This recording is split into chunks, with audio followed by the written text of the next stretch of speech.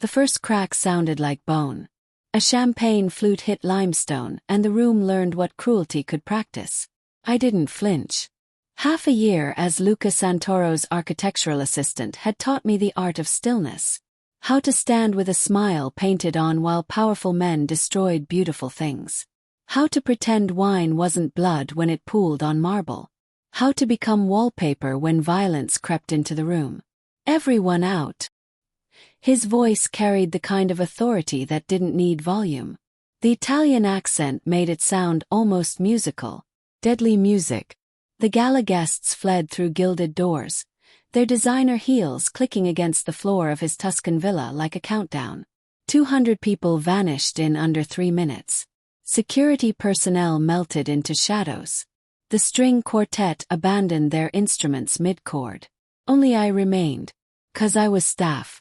Because staff didn't count as people in Luca Santoro's world. We were furniture with pulses. He stood on the balcony overlooking the vineyard, silhouetted against the Tuscan sunset.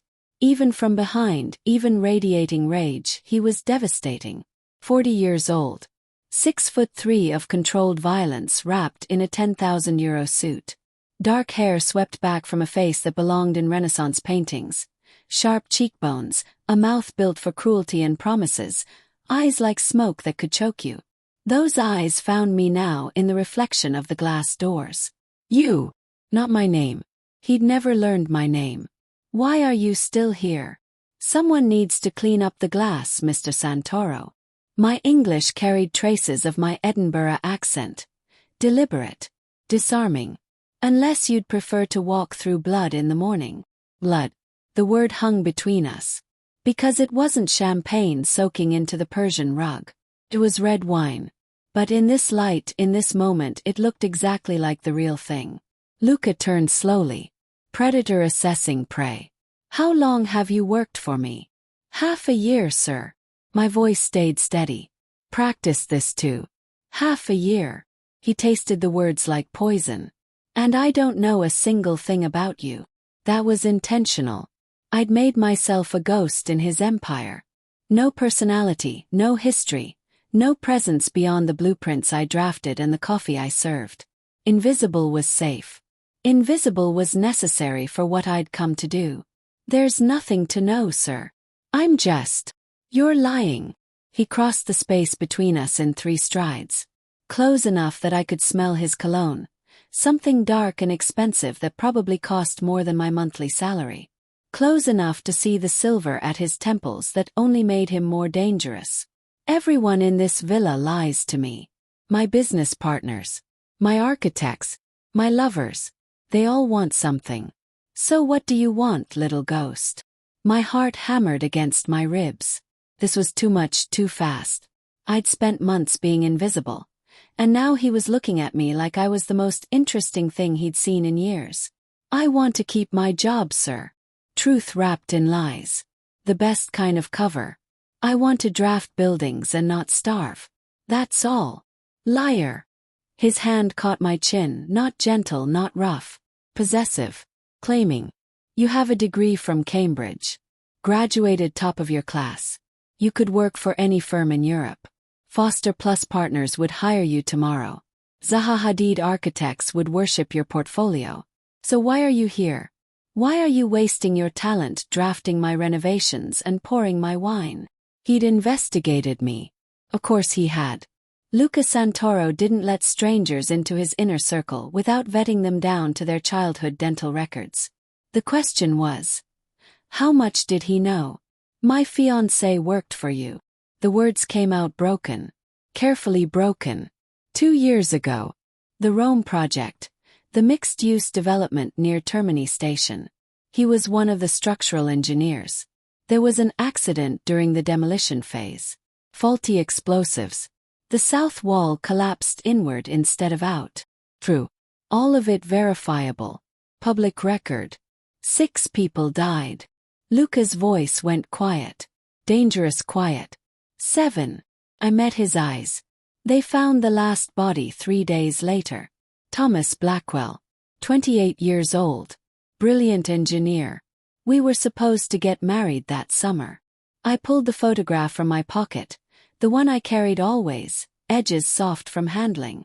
Held it out so he could see the young man grinning at the camera, blueprints tucked under one arm. On the back, in my careful handwriting, Thomas and Eleanor, June, Cambridge. The penmanship I'd practiced until it looked like love instead of forgery. Luca took the photo, studied it. His thumb traced the edge, and something shifted in his expression. He looks happy. He was. My voice cracked on cue. I'd rehearsed this moment 100 times in my mirror. We both were. Before you killed him, I didn't say. Before your impatience turned my brother into rubble. Before you taught me that some men deserve to burn. I remember that accident. His hand dropped from my face as he returned the photograph. 7 people. The demolition company, Cristo Fratelli, they cut corners. Used substandard explosives. The investigation found that no one was responsible. Bitterness bled through my careful mask. Cristo Fratelli blamed the engineer who ordered the charges. The engineer blamed faulty equipment. Everyone pointed fingers and no one went to prison. Convenient, wasn't it? When everyone's guilty, no one is. His jaw tightened. For a moment, just a moment, I saw something that might have been shame. Then it was gone, shuttered behind the same cold control that had built his empire. After he died, I couldn't stay in England. I pressed the photo against my ribs until it warmed, until it felt like Thomas's heartbeat instead of paper. Too many memories. Too many places we'd planned to see together. But I needed to work. Needed to do what he loved doing. Design. Build. Create. When I saw your firm was hiring, I applied. Maybe it was stupid. Maybe it was healing. I don't know. But it's kept me breathing, so I'm grateful. The life fit like a borrowed glove. Tight enough to convince. Loose enough to slip off when necessary. He studied me for a long moment. I could see him calculating, weighing risk, deciding if I was an asset or a liability. Then he poured himself a whiskey, drank it in one swallow, poured another. My father died building something beautiful. His voice went soft, dangerous soft. A cathedral in Florence, commissioned by the church, designed by him. He was on site during the final inspections when a scaffold collapsed. 72 years old.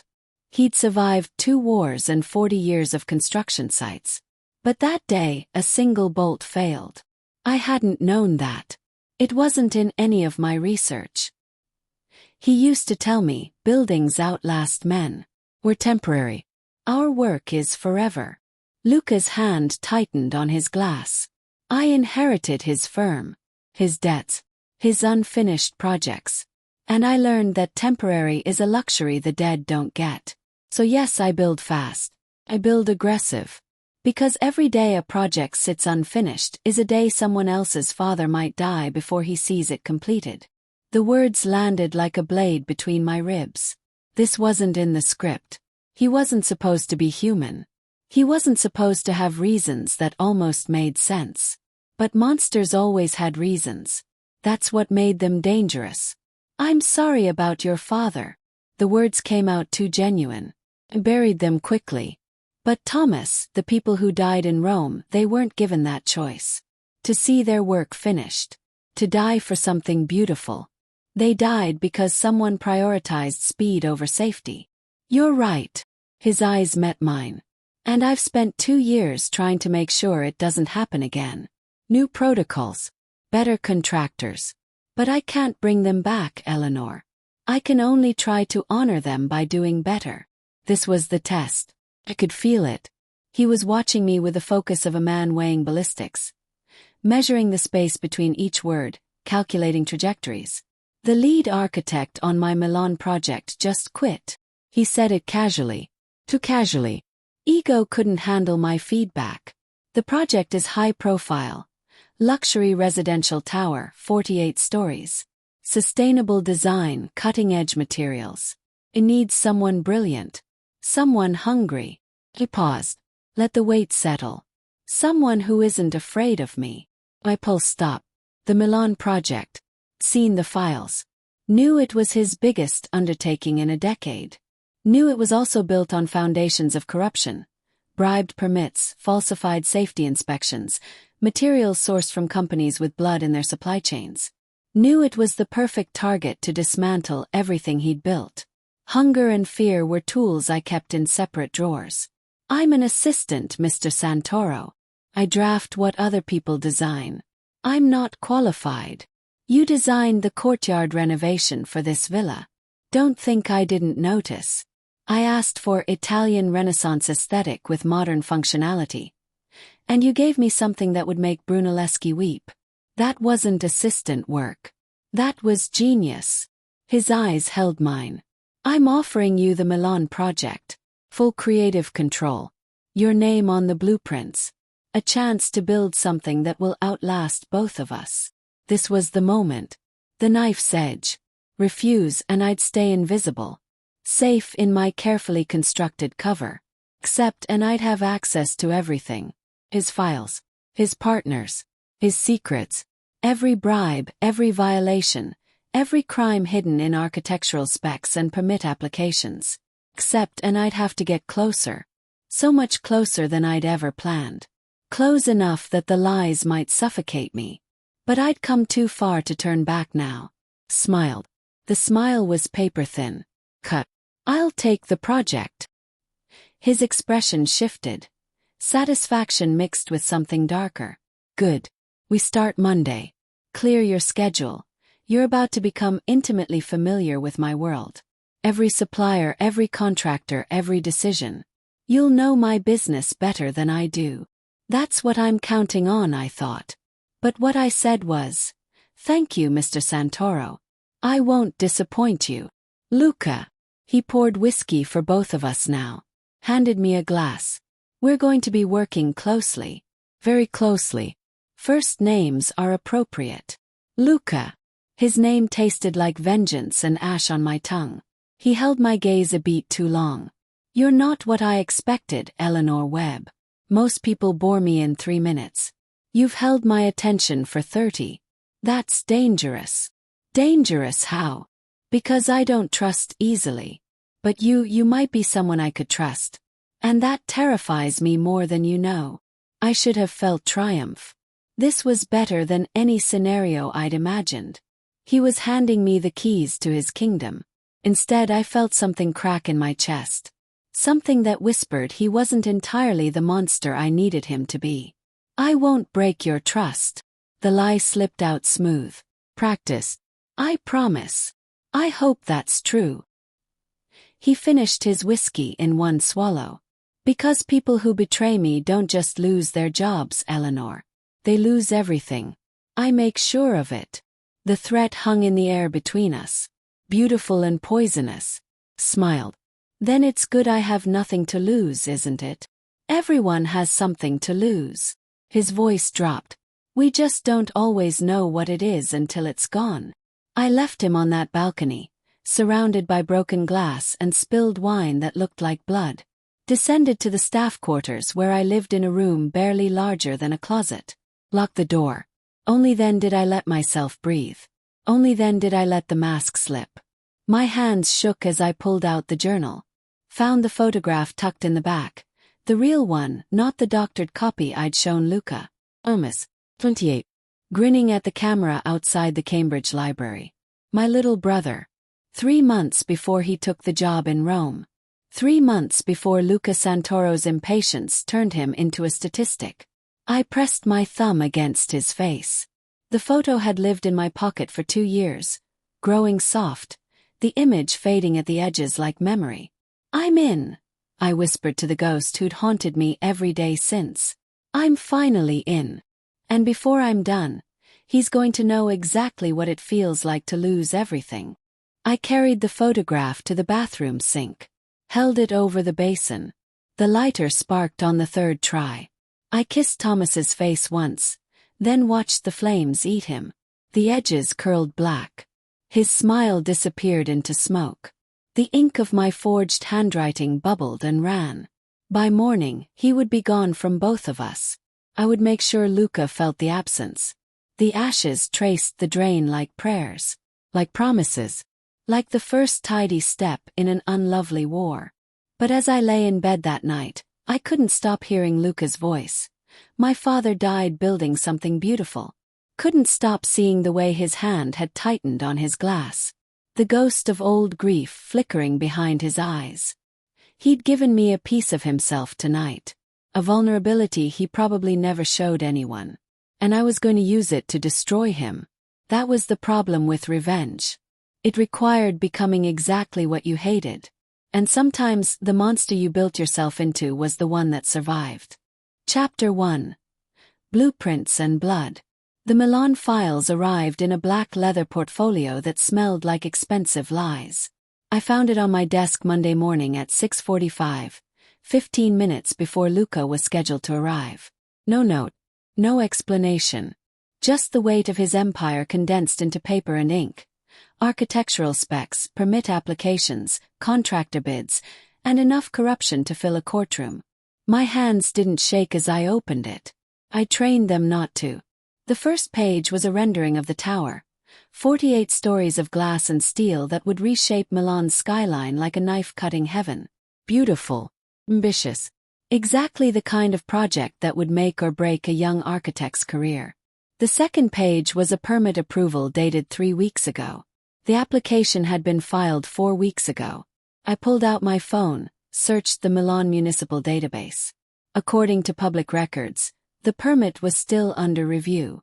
Estimated approval timeline: 6 to 8 months. Someone had paid to make time disappear. I photographed every page. 63 images stored in an encrypted folder labeled Sketches, Personal. Then I closed the portfolio and waited. Luca arrived at 7 precisely, carrying 2 espresso cups and wearing a charcoal suit that probably cost more than my first year of university. He moved through the office like he owned the air itself, which technically in this building he did. "Good morning, Eleanor." He set 1 cup on my desk. "I see you found the Milan files." I did.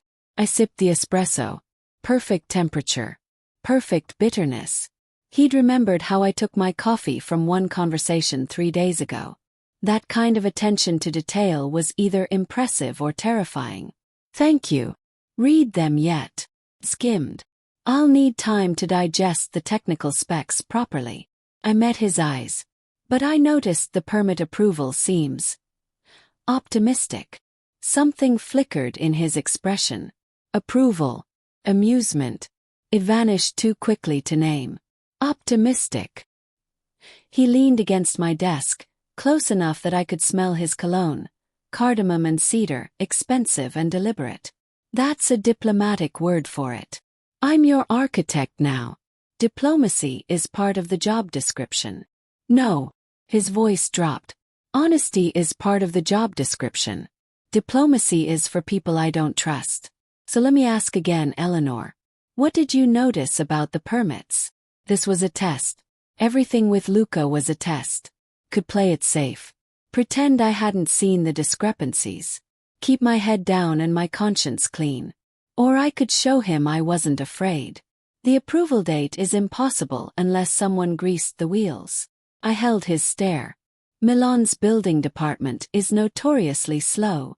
6 months minimum for a project this size. You got approval in 4 weeks. Which means you either hired a miracle worker or you know who to pay. Silence stretched between us like a wire pulled taut. Then Luca smiled. It was the most dangerous expression I'd ever seen on a human face. I knew I chose correctly. He straightened, moving toward his office. "Come. I want to show you something." I followed him through glass doors into a space that looked like it had been designed by someone who understood power. Floor-to-ceiling windows overlooking Florence. Minimalist furniture in black and chrome. A desk that was more altar than workspace. And on every wall, blueprints. Not just any blueprints. Historical ones.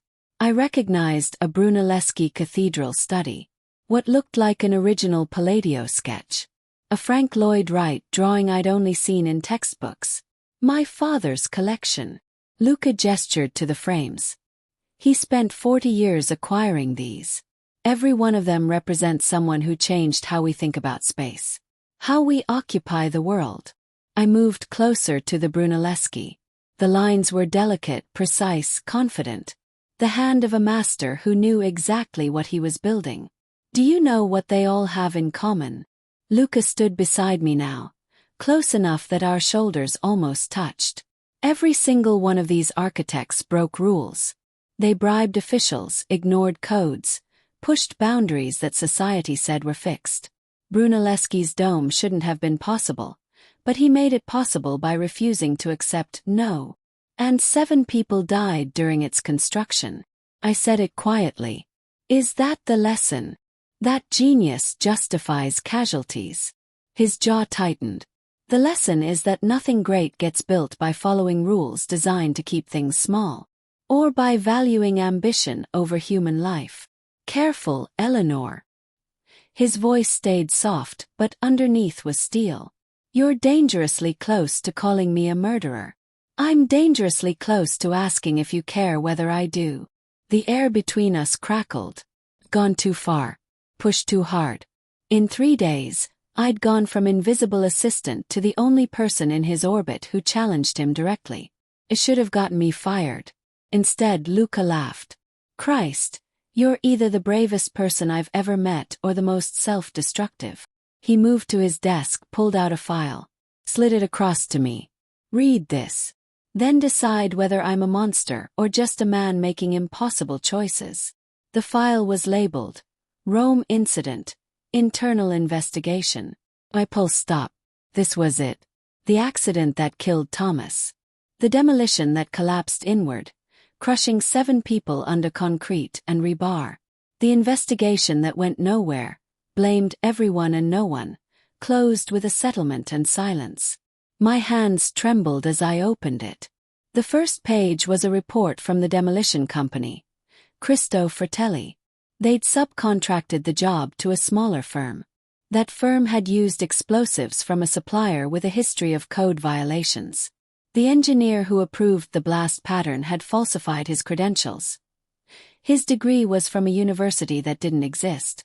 Every level of the operation had been corrupt. Every safety check had been faked. Every person responsible had pointed fingers at someone else until the blame was so diffused it became impossible to prosecute anyone. I hired Cristo Fratelli because they were the best. Luca's voice was quiet. They had 20 years of successful demolitions. Clean record. Good reputation. I didn't know they'd subcontracted to a cheaper firm. Didn't know about the fake explosives license or the fraudulent engineer. I found out the same day everyone else did, when the building came down wrong. I couldn't breathe. Couldn't speak. I spent 6 months investigating. He moved to the window, staring out at the Tuscan hills. Spent €2 million tracking every failure point. And what I learned is that the corruption ran so deep that by the time it reached me, it was invisible. I thought I was hiring the best. I was actually hiring a shell company covering for criminals. Why are you telling me this? My voice came out hoarse. Because you deserve to know who you're working for. He turned back to face me. I'm not innocent, Eleanor. Push timelines. I demand results. I create pressure that makes people take risks. But I'm not a murderer. I'm just a man who learned too late that trust is a luxury I can't afford. This wasn't in my plan. He wasn't supposed to have an investigation file. Wasn't supposed to have spent millions tracking the corruption. Wasn't supposed to look at me with something that resembled genuine guilt. What did you do? Yes.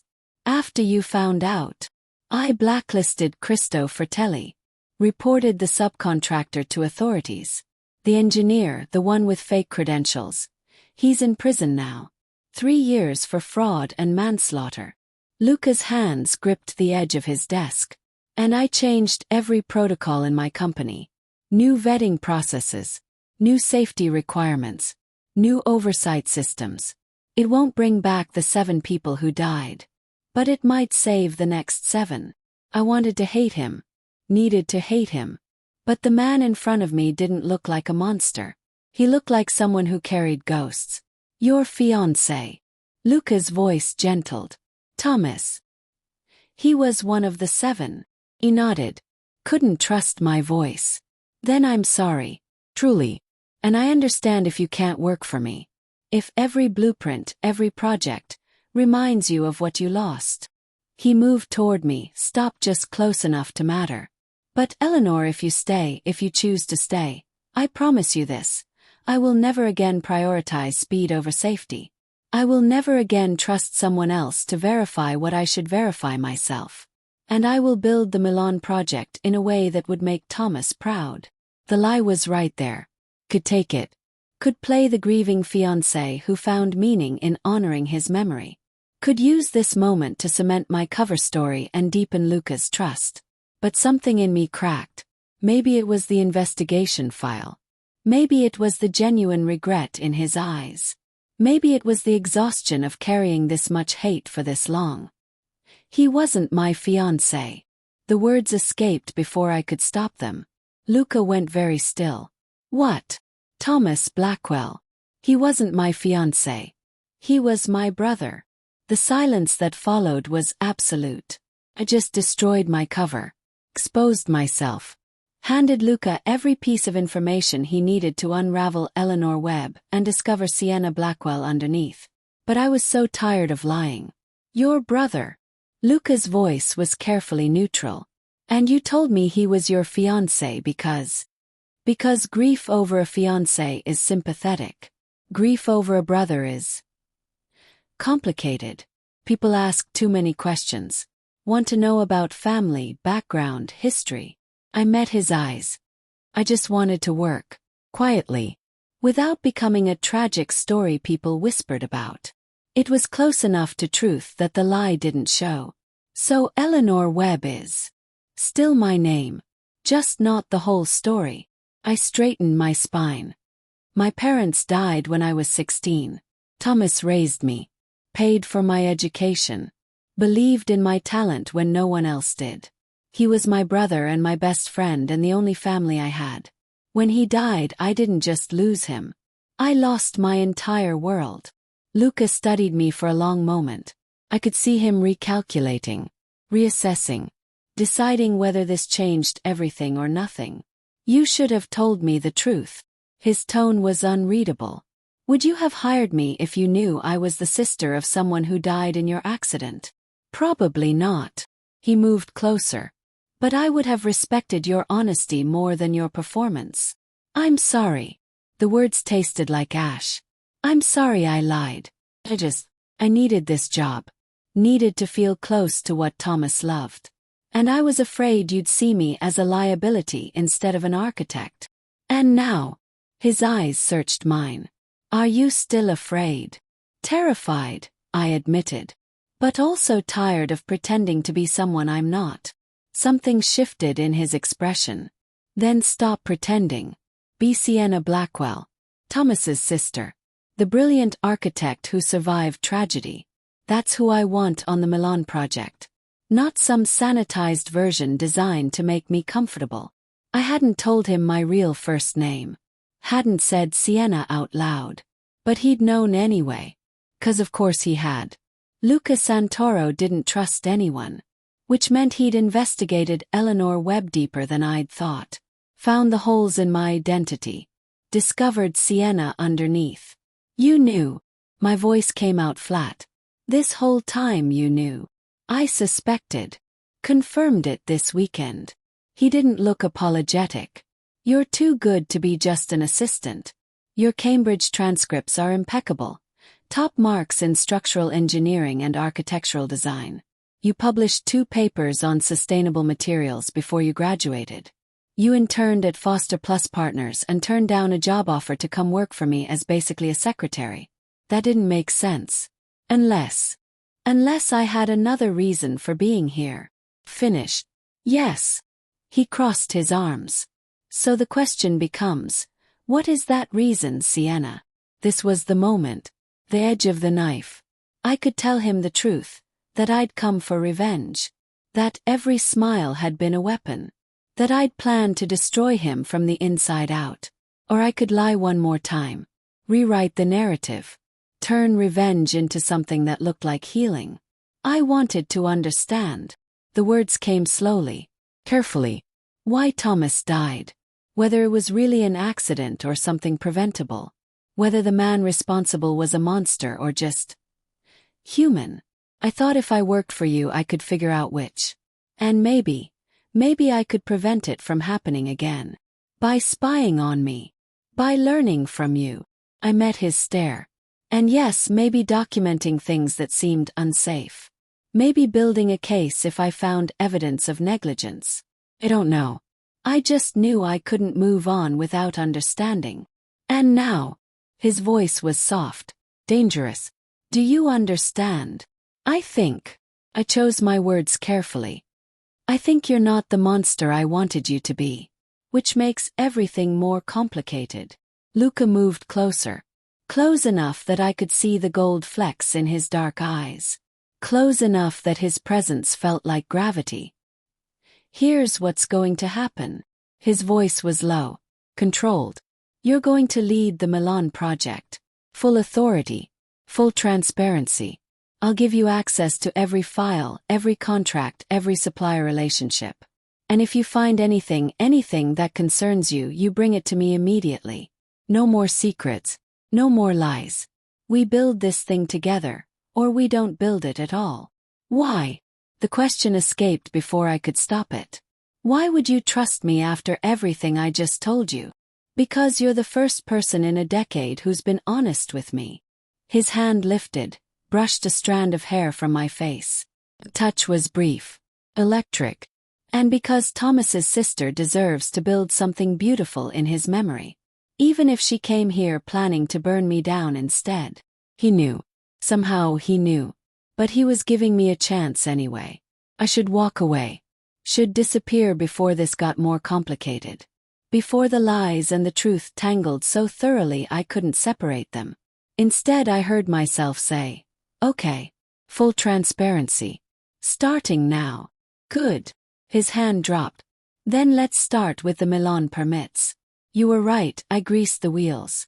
Paid 3 city officials to expedite approval. It's not technically legal.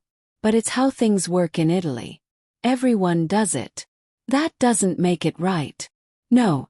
But it makes it necessary if you want to build anything before you die of old age.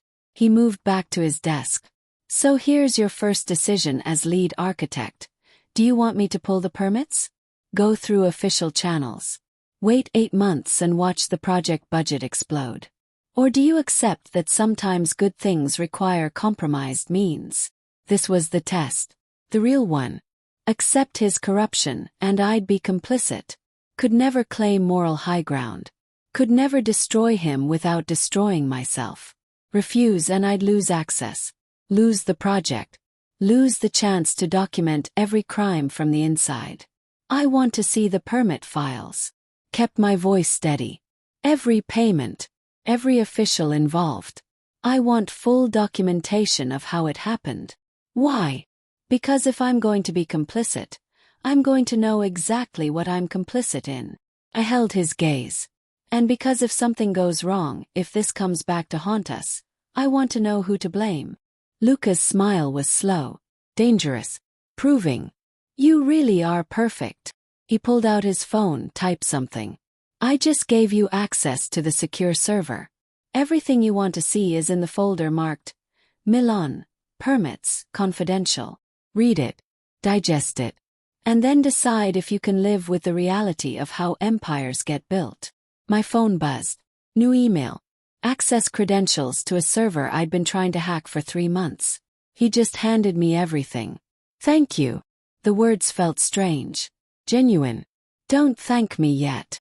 Luca's eyes were dark. Unreadable. You might hate what you find. And once you see it, you can't unsee it. You'll be exactly as guilty as I am. Maybe that's what I need. I met him at the desk. To stop being the victim's sister and become something else entirely. And what's that? I don't know yet. Smiled. Felt real. Dangerous. But I guess we'll both find out. He studied me for a long moment. Then he did something unexpected. He offered his hand. Partners then. In crime and architecture both. I looked at his outstretched hand. Thought about Thomas. About the 2 years I'd spent planning revenge. About the evidence I was supposed to be gathering to destroy this man. And I thought about the investigation file. The genuine regret in his eyes. The way he'd given me truth when I'd given him lies. I took his hand. His grip was firm. Warm. Real. Partners, I echoed. I shook once. Professional. Binding. I just made a deal with the devil. The terrifying part was how much I wanted to. I spent the rest of the morning drowning in files. Permit applications. Payment receipts.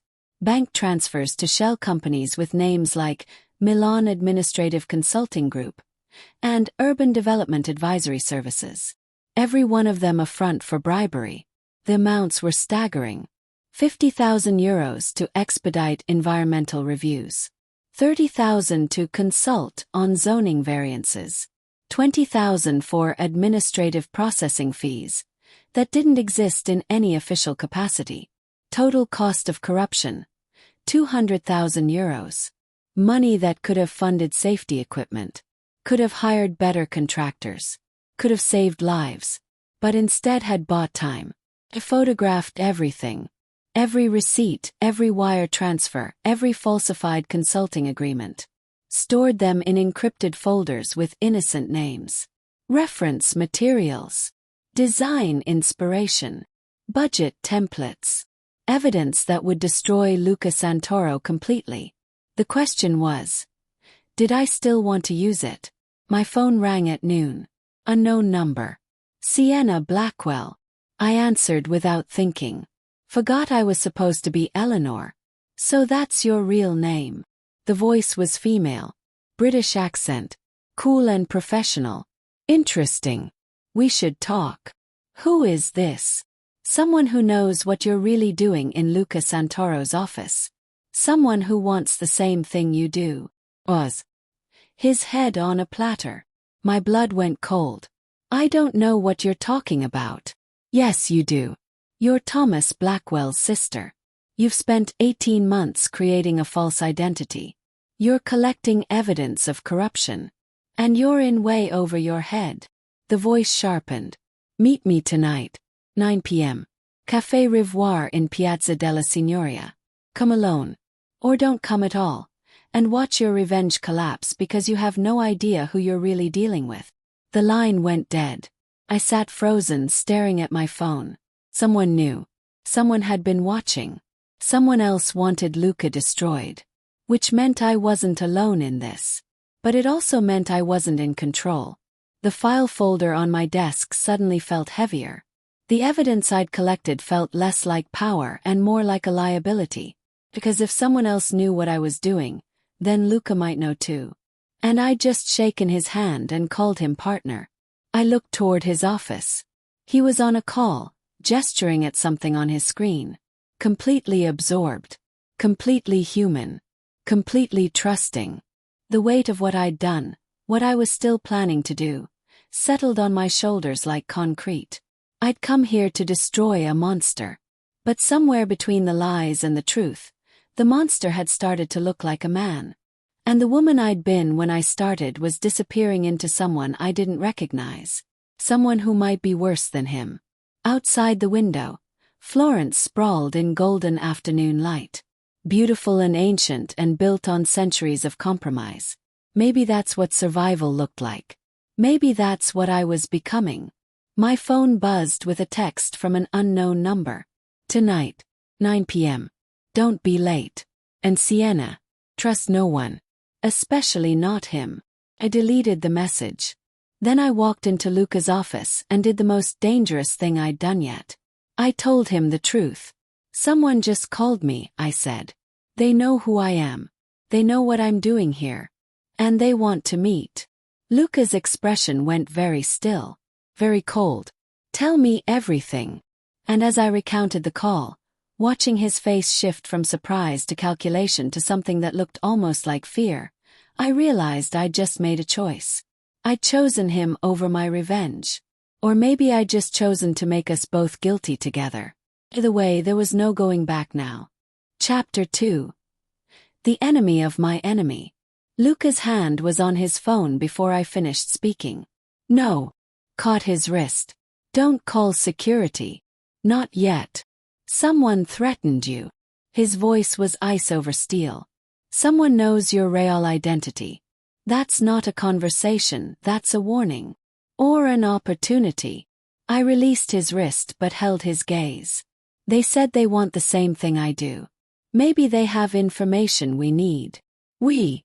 His eyebrow lifted. An hour ago you were documenting my crimes. Now it's we. An hour ago I thought you were a monster. You gave me an investigation file that says otherwise. I moved to the window, needing distance to think. Someone else is targeting you, Luca. Someone who knows I exist. That makes them either an ally or a threat we need to identify. And you want to walk into a meeting with them. Alone. He moved beside me, close enough that I could feel his heat. That's not strategy. That's suicide. Then come with me. The words hung between us. Luca went very still. You want me to accompany you to a clandestine meeting with someone who's trying to destroy me? I want you to help me figure out who else wants your head on a platter and why. I turned to face him fully. You said full transparency. This is what that looks like. We go together. We listen. And we decide if they're useful or dangerous. They're definitely dangerous. But something shifted in his expression. Calculation. Interest. Where's the meeting? Café Revoir. 9 p.m. tonight. Public place. Mart. Harder to make someone disappear in the middle of Piazza della Signoria. He pulled out his phone, typed rapidly. I'm sending Marco. He'll be there an hour early, civilian clothes, 3 tables away. If anything goes wrong, you signal him. Who's Marco? My head of security. Former carabinieri. Very good at making problems disappear quietly. Luca's eyes met mine. I'm not letting you walk into a trap, Sienna. Partner means I protect what's mine. The possessiveness in his tone should have warned me off. Instead, it sent heat curling through my chest. I'm not yours. Not yet. His smile was dark, promising. But you're getting there. I should have argued. Should have established boundaries. Should have reminded him this was professional. Instead, I said, what do I wear to meet a mysterious conspiracy theorist? Something that doesn't scream architect with a vendetta. His gaze traveled over me, assessing, not leering. You have that black dress. The one you wore to the contractor dinner last month. You remember what I wore to a dinner. I remember everything about you, Sienna. He moved back to his desk, but the intensity in his voice remained. 6:30. I'll have Antonio drive us. We'll arrive separately, you first, then me 15 minutes later. To anyone watching, it'll look coincidental. You've done this before. I've survived 40 years in Italian construction. That requires being very good at meetings that never officially happened. He glanced at his watch. You have 6 hours. Use them to prepare. Think about what questions you want answered. What leverage you're willing to trade. What lines you won't cross. And what about you? What are you going to do? His smile was all teeth. Find out who the hell is threatening my architect. At 6:30, I stood in front of my closet in the staff quarters, staring at the black dress. It was simple, elegant, the kind of thing that could pass for either professional or personal depending on context. I'd bought it for exactly this kind of ambiguity, a costume that could mean anything. My phone buzzed. Text from Luca. Antonio is waiting. Remember, you're just a young architect having coffee. Nothing suspicious. Nothing afraid. I typed back. What if I am afraid? His response came immediately. Then you're smart. Fear keeps you careful. Just don't let them see it. I changed into the dress. Added minimal jewelry. Just the silver necklace Thomas had given me for my 21st birthday. His initials engraved on the back where no one could see. A reminder of why I was doing this. Or why I'd started doing this. The reasons were getting blurry. Antonio was waiting in a black sedan. He nodded once as I slid into the back seat but didn't speak. The drive to Florence took 30 minutes through darkening Tuscan hills. I watched vineyards blur past and tried to organize my thoughts. Someone knew who I was. Someone else wanted Luca destroyed. Someone had been watching me for God knew how long. The question was, who? And what did they want? Antonio dropped me 2 blocks from Piazza della Signoria. Signor Santoro will arrive at 9:15. Marco is already positioned. Table near the fountain. Brown jacket reading a newspaper. If you need help, touch your necklace. And if everything's fine, then enjoy your coffee. Antonio's eyes met mine in the rearview mirror. But Miss Blackwell, everything is never fine. Not in Signor Santoro's world. I walked to Café Revoir through crowds of tourists and locals. The piazza was alive with evening energy. Street performers, couples strolling, artists selling paintings of the Duomo. Beautiful and normal and completely at odds with the tension knotting my spine.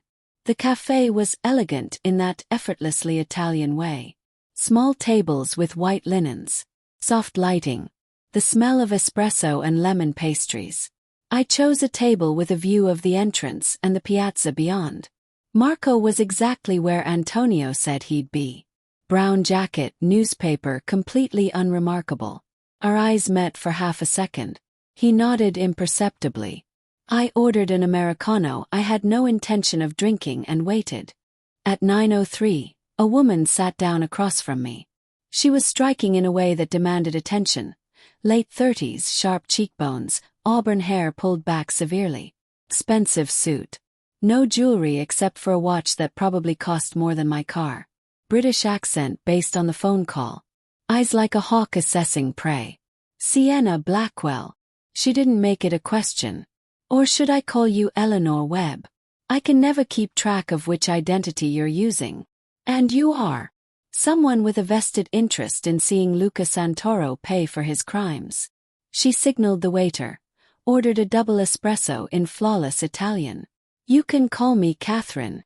That's not your real name. No. But then, you're hardly in a position to demand authenticity. Her smile was razor thin. Let's dispense with the pleasantries. I know who you are. I know why you're here. And I know you're currently failing spectacularly at your original objective. My pulse jumped, but I kept my face neutral. I don't know what you're talking about. Please. Don't insult both of us. Catherine leaned forward. You're Thomas Blackwell's sister. You spent 18 months creating Eleanor Webb. You infiltrated Santoro's organization to gather evidence. And instead of destroying him, you're currently sitting in his office playing architect and calling him partner. The waiter delivered her espresso. She sipped it calmly while I tried to figure out how much she actually knew versus how much she was guessing. You've been watching me. I've been watching Santoro for 3 years. You were simply a new variable.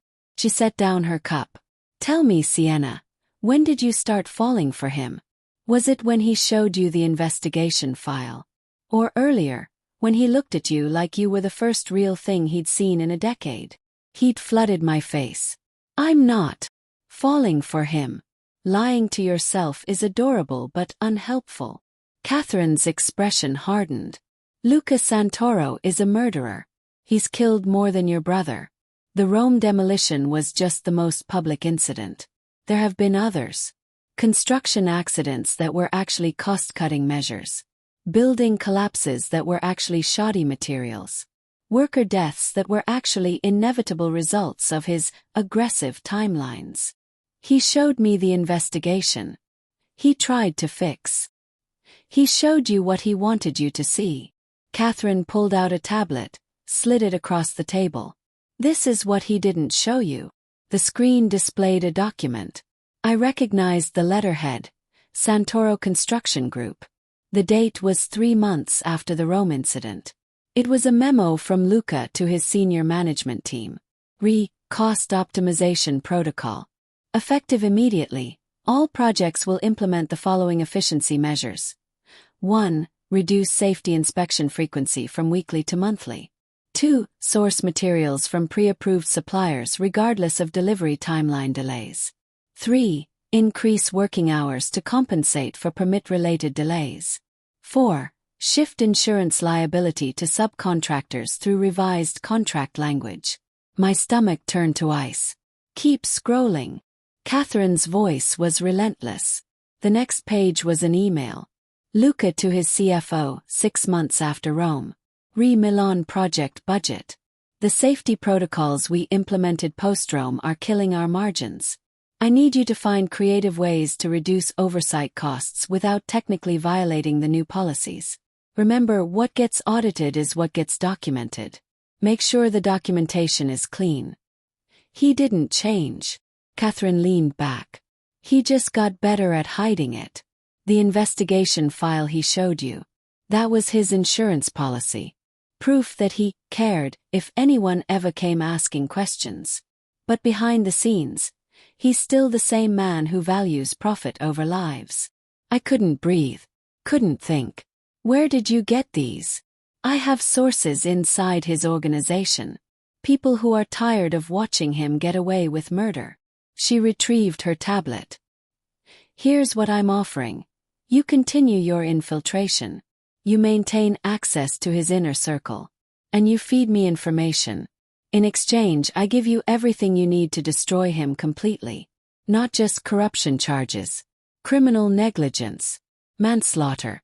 Enough to put him in prison for the rest of his life. Why do you need me if you already have sources? Because you have something my sources don't. Catherine's eyes glittered. His trust. He's falling for you, Sienna. That makes you the most valuable weapon I have. Get close. Get intimate.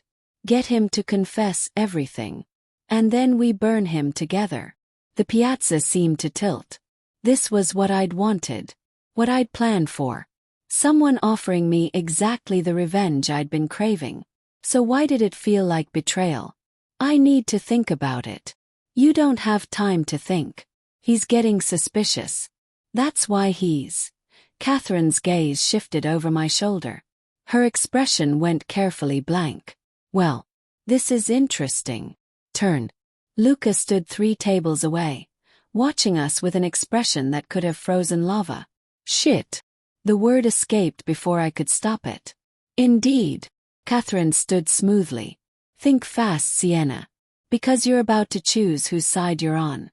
And there's no walking back from this. She left cash on the table and walked away without looking back. Disappeared into the crowd of tourists like smoke. Luca moved to my table. Sat down in the chair Catherine had vacated. His jaw was tight. His eyes were dark with something I couldn't name. Catherine Ashford. His voice was conversational. Deadly. British. Former prosecutor. Obsessed with bringing me down for the last 3 years. She approached you, didn't she? Offered you alliance. I couldn't lie. Not after what we'd agreed this morning. Yes. And what did she offer you? Evidence. Information.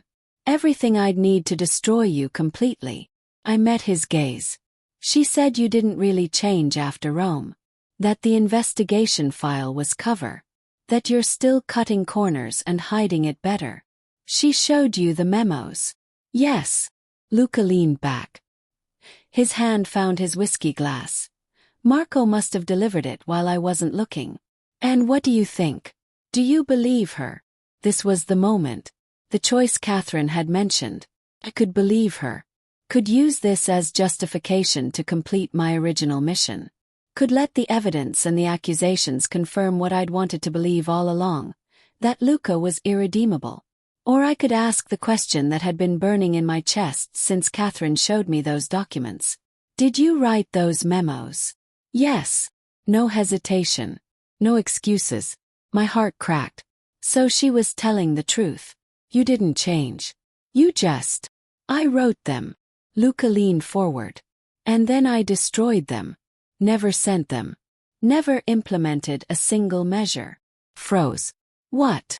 3 months after Rome, I was drowning. In guilt. In rage.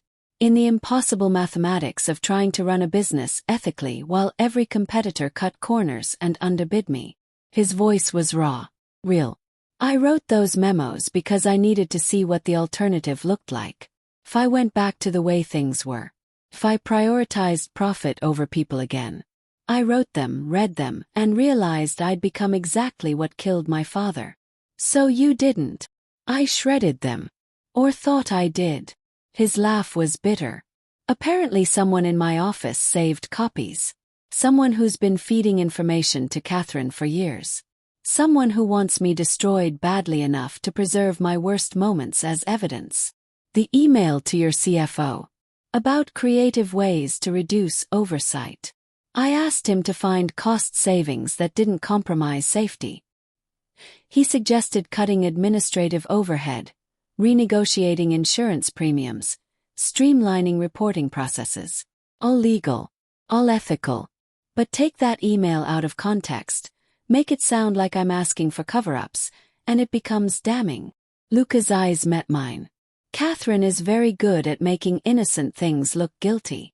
I wanted to believe him. God, I wanted to believe him.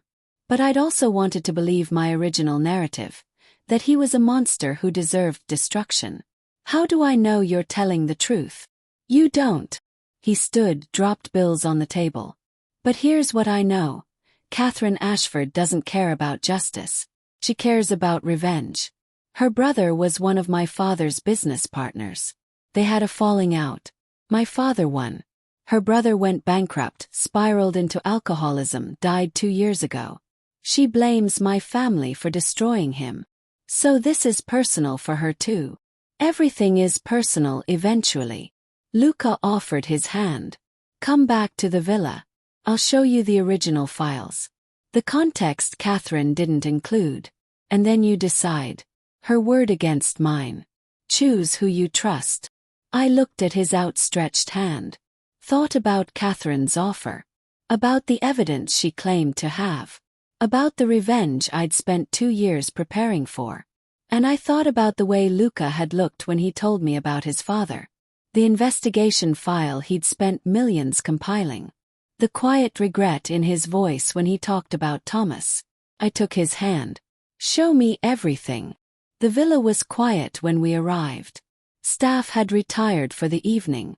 Just Luca and me and the weight of secrets between us. He led me to his private study. Not the office, but a smaller room filled with file cabinets and locked drawers. He opened them methodically, pulled out folders, spread them across the desk. These are the originals. He handed me the first document. The memo Catherine showed you. Notice the metadata. I looked at the file properties. Created date. 3 months after Rome. Last modified, same day. Never printed. Never sent. File status. Deleted, recovered from backup. Someone went through your deleted files. Someone with administrative access to my servers. Which means someone I trusted. His voice was tight. I've been trying to identify the leak for 2 years. Catherine won't tell me who it is. She's protecting her source. The next document was the email to his CFO. I read it fully this time. In context, it was clearly asking for legitimate cost savings. But Catherine had shown me only the subject line and first paragraph, the parts that could be twisted into something sinister. She's framing you. She's creating a narrative. Using real documents, real dates, real words. Just removing context until the truth looks like lies. Luca sat on the edge of his desk. And she's very good at it. She almost got me indicted 2 years ago. Would have, except the prosecutor couldn't verify her evidence. Called it circumstantial and possibly manipulated. So she needs a witness. Someone inside your organization who can testify that you're still cutting corners. Understood now. She needs me. She needs someone I trust. Someone who has access. Someone who can claim they saw things that align with her narrative. His eyes were dark. Exhausted. And you were perfect. Thomas's sister. Already motivated by grief and rage. Already positioned inside my company. She probably thought you'd be easy to turn.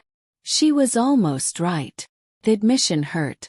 I came here to destroy you, Luca. That's the truth. I created Eleanor Webb specifically to infiltrate your organization. I was gathering evidence before Catherine ever contacted me. I know. And you still trust me? No. His smile was sad. But I want to. That's new for me. Wanting something I know is dangerous. The room felt too small. Too intimate. The space between us charged with something that wasn't quite trust but wasn't quite enemies either. Show me the rest. I needed to see everything. All of it. Every decision you've made since Rome. Every corner you cut or didn't cut. Every time you chose profit or people.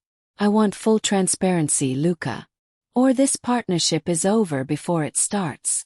He studied me for a long moment. Then he pulled out his phone. This is my private archive. Every project since Rome. Every decision documented with full reasoning. He handed me the phone. Password is 08291984. My father's death date. Because I never want to forget what happens when ambition overrides conscience. Took the phone. The gesture felt more intimate than a kiss. This could destroy you. Yes. His voice was quiet. But I'd rather you destroy me with truth than Catherine destroy me with lies. At least with you, I'd deserve it. I opened the archive. Started reading. Took 3 hours. 3 hours of project files, decision logs, safety reports, contractor evaluations. Every choice documented. Every risk assessed. Every time he'd chosen slower timelines to ensure worker safety. Every time he'd paid more for better materials. Every time he'd walked away from a project rather than compromise. It wasn't perfect. There were gray areas. Decisions that prioritized business over absolute safety. Timelines that were aggressive even if not dangerous. But it wasn't the monster Catherine had described. It was a man trying. Failing sometimes. Succeeding more often. Learning. The Milan project. I looked up at him. The bribed permits. That's not in here. Because I haven't decided yet. He moved to stand beside me. That's why I wanted you to see them first. Before I commit. Before it becomes another compromise I can't take back. His hand found mine. You're my conscience now, Sienna. I'm giving you veto power. If you say the bribed permits are too far, we pull them. We do it legally. We wait. That'll cost you months. Millions. Then it costs me. His thumb traced my knuckles. But I won't lose you over it. Not when I just found someone who gives a damn whether I'm a good man or just a successful one. The touch burned. His proximity was overwhelming. I should step back. Create distance. Remember, this was supposed to be revenge, not whatever this was becoming. I need to think. My voice came out hoarse. About Catherine. About the permits. About all of it. Take the night. He released my hand. Tomorrow we decide together. Milan. Catherine. Everything. Stood. Moved toward the door. Luca. Why did you really hire me? If you knew I was Thomas's sister, knew I probably wanted you dead, why let me in? His answer was quiet. Devastating. Because I deserve what you came to do. And I thought maybe if someone finally made me pay, I could stop punishing myself. The words hung in the air between us. I left before I could do something stupid. Like tell him he was wrong. Like tell him he'd already paid enough. Like tell him I didn't want his destruction anymore. Because the terrifying truth was, I didn't. Somewhere between the lies and the evidence and the 3 hours reading his soul through file logs, I'd stopped wanting revenge. And started wanting something far more dangerous. My room felt too small when I returned. Paced. Tried to organize my thoughts. Catherine wanted me to destroy Luca with fabricated context. Luca wanted me to save him by being his conscience. Thomas wanted what? Justice. Revenge. Or had my brother, brilliant and gentle, wanted something I'd never considered. Forgiveness. My phone buzzed. Text from unknown number. Think carefully about whose bed you're sleeping in, Sienna. Some men are charming monsters. The most dangerous kind. Catherine. Still watching. Still pushing. I deleted it. Then I opened my encrypted files. The evidence I'd gathered over 6 months. permits, payments, violations. Everything I documented to build my case against Luca Santoro. And I started reading with new eyes. Looking for context I'd ignored. Looking for truth I'd been too angry to see. By 3 a.m. I had my answer. I'd been so focused on revenge, I'd missed what was actually there. Luca wasn't innocent. But he wasn't the monster I'd needed him to be either. He was just a man. Flawed. Trying. Failing. Succeeding. Human. And I'd been so busy wanting him dead, I'd never stopped to ask if death was what Thomas would have wanted. I pulled out my brother's necklace. Traced his initials. What do? I whispered to the ghost who couldn't answer. He killed you. But he's also trying to be better. Is that enough? Does it ever become enough? Silence answered. As always, I made my choice in that silence. At 7 a.m., I walked into Luca's office. He was already there, coffee in hand, looking like he hadn't slept either. I've decided, I said. He set down his cup. Braced himself. I'm staying. I'm leading Milan.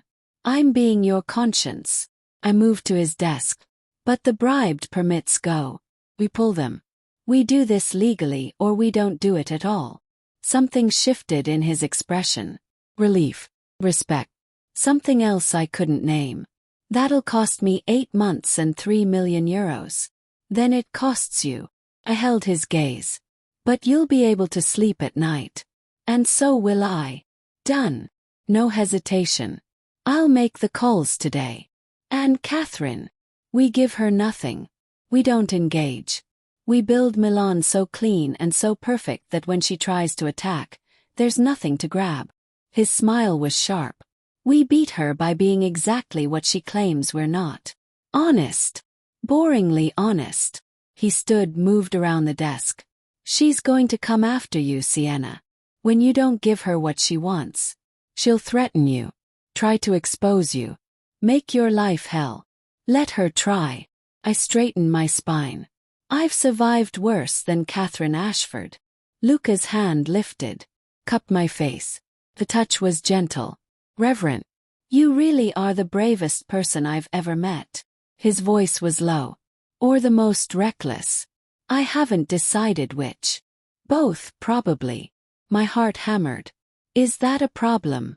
No. His thumb brushed my cheekbone. It's perfect.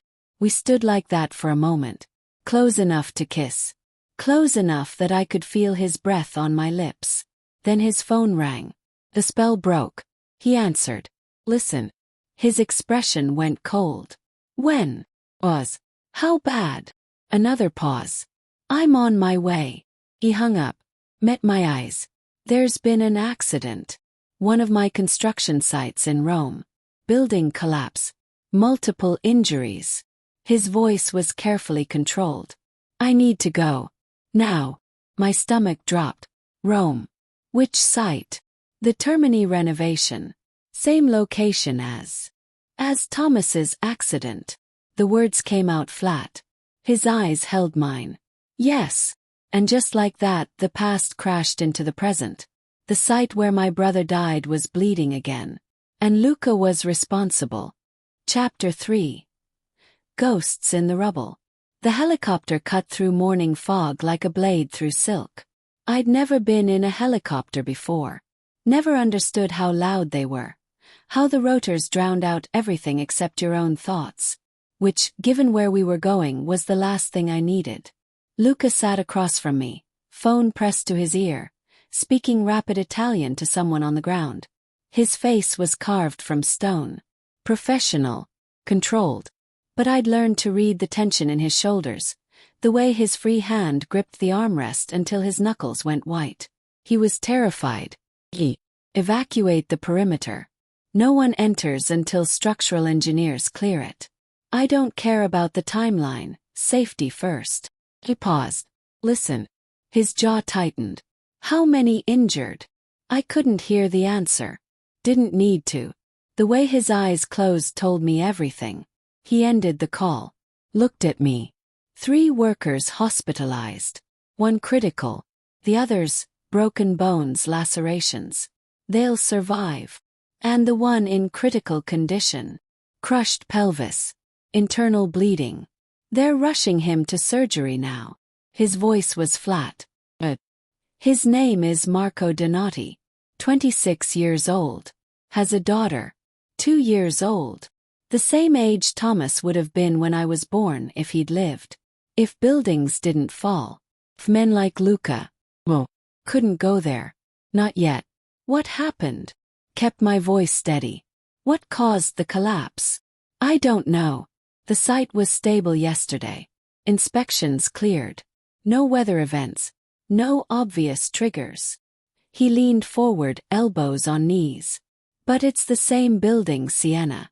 The same goddamn location where your brother died. That's not coincidence. You think someone sabotaged it. I think Catherine Ashford just sent me a message. His eyes were dark, dangerous. And the message is, I can hurt you whenever I want. The helicopter banked. Rome spread below us, ancient and eternal and completely indifferent to human suffering. We landed on a private pad 20 minutes from the construction site. Car was waiting. The drive took 10 minutes. 10 minutes of Luca on his phone coordinating response teams. 10 minutes of me staring out the window, trying to prepare for what I was about to see. The site where Thomas died. I'd never been here. Couldn't bring myself to visit after the funeral. The thought of seeing the place where concrete and steel had crushed him, where his last moments had been pain and fear and calling for help that never came, it was too much. But now I had no choice. The construction site came into view. Yellow caution tape everywhere. Emergency vehicles. Workers in hard hats standing in clusters, smoking, looking shaken. And in the center, a partially collapsed renovation, rebar jutting out like broken bones. My stomach lurched. Luca's hand found mine. Squeezed once. You don't have to come in. You can wait in the car. No. My voice sounded stronger than I felt. I need to see it. We exited the car. A man in a white hard hat rushed toward us. Project manager, based on his authoritative stride and exhausted expression. Mr. Santoro. Thank God you're here. He spoke in Italian. I understood enough to follow. The collapse happened at 6:43 this morning. 3rd floor east wing. The workers were prepping for concrete pour when the supports gave way. Show me. Luca's voice was ice. We followed the project manager through the security perimeter. He handed us hard hats and safety vests. My hands shook as I strapped on the vest. This was it. The place where Thomas had spent his last morning. Where he'd probably had coffee and made jokes with coworkers and checked his phone one final time before the world ended. The collapsed section was cordoned off with additional tape. Structural engineers were already examining the damage, taking photographs, making notes. The 3rd floor had pancaked down onto the 2nd, creating a chaos of twisted metal and shattered concrete. The supports were supposed to be reinforced last week. The project manager pulled out a tablet, showed us the schedule. Structural engineer signed off on them. But when we examined the wreckage, we found this. He led us to a section of exposed rebar. Even I could see the problem. The steel was corroded. Not recent corrosion. Deep rust that spoke of months, maybe years of exposure. The kind of degradation that should have been caught during the initial assessment. Someone replaced the new supports with old materials. Luca's voice was deadly quiet. Switched them after inspection but before concrete pour. It's the only explanation. The project manager looked sick. But sir, the security logs show no unauthorized access. Whoever did this had legitimate credentials. Inside job. I said it before I could stop myself. Both men looked at me. Someone with access to the site, the schedule, and the materials. I moved closer to the corroded rebar. Someone who knew exactly when to make the switch for maximum damage and minimum trace. Luca's expression went cold. Catherine's source. The leak in my organization. Not just leaking information anymore. The project manager's face was pale. This is attempted murder. Not attempted. Luca's hand found my shoulder, grounding himself or me, I couldn't tell. Marco Donati is in surgery fighting for his life. That makes it murder if he doesn't survive. The weight of it crashed over me. This wasn't abstract revenge anymore. This was real blood. Real people. A 2-year-old girl who might grow up without a father because someone wanted to hurt Luca. Because someone wanted to prove he was still a monster. I need to speak to the structural engineer who signed off on the supports. Luca was already moving toward the site office. Now, we followed him into a temporary trailer that served as site headquarters. Inside, a nervous young man in his 30s sat at a desk surrounded by blueprints and coffee cups. He stood quickly when Luca entered. "Mr. Santoro, I swear I inspected those supports. They were new materials. Great steel. I documented everything. Show me." Luca's voice cut through the excuses. The engineer pulled up photos on his computer. Time-stamped images from 3 days ago showing pristine steel supports. Unblemished. Exactly as specified. "These are what I inspected. These are what I approved." His hands shook as he clicked through the images. "I don't understand how. Someone switched them after you left." I leaned over his shoulder, examining the photos. "What time did you finish inspection?" 4 p.m. Thursday. And the concrete pour was scheduled for this morning. 6:30 a.m. I did the math. 62 hours for someone to access the site and make the switch. Luca was already on his phone. "Pull security footage for Thursday evening through this morning. East Wing, 3rd floor. I want every person who entered that space identified." He ended the call. Looked at the engineer. "You're suspended pending investigation. Not because I think you're guilty, but because I can't risk you being compromised. Go home. Don't talk to anyone. Wait for my call." The engineer nodded mutely and fled. Luca turned to me. His eyes were exhausted. "I need to check on Marco at the hospital. Make a statement to police. Contact the families. This is going to take hours." "You should." "I'm staying." The words came out firm. "You said partners. That means I don't run when things get ugly." Something shifted in his expression. Gratitude. Relief. Something deeper I didn't want to name. "All right. But first." He gestured to the project manager. "Give us the room." The man left without question. Luca waited until we were alone. Then he moved to the window overlooking the collapse site. "This is where it happened. 2 years ago." His voice was quiet. "The demolition. Your brother." I moved beside him. Looked out at the rubble. "Which section?" "West Wing. They were taking down the old facade when the explosives malfunctioned. The wall collapsed inward instead of outward. 7 people in the blast radius." He pointed. "There. Where the memorial plaque is now." I saw it. Small bronze plaque mounted on the fence. Too far to read the names, but I knew Thomas's would be there. I installed it 6 months after the accident. After the lawsuits settled. After the media moved on. Luca's hand gripped the window frame. "Everyone told me not to. Said it would look like admission of guilt. But I didn't care. Those 7 people deserved to be remembered.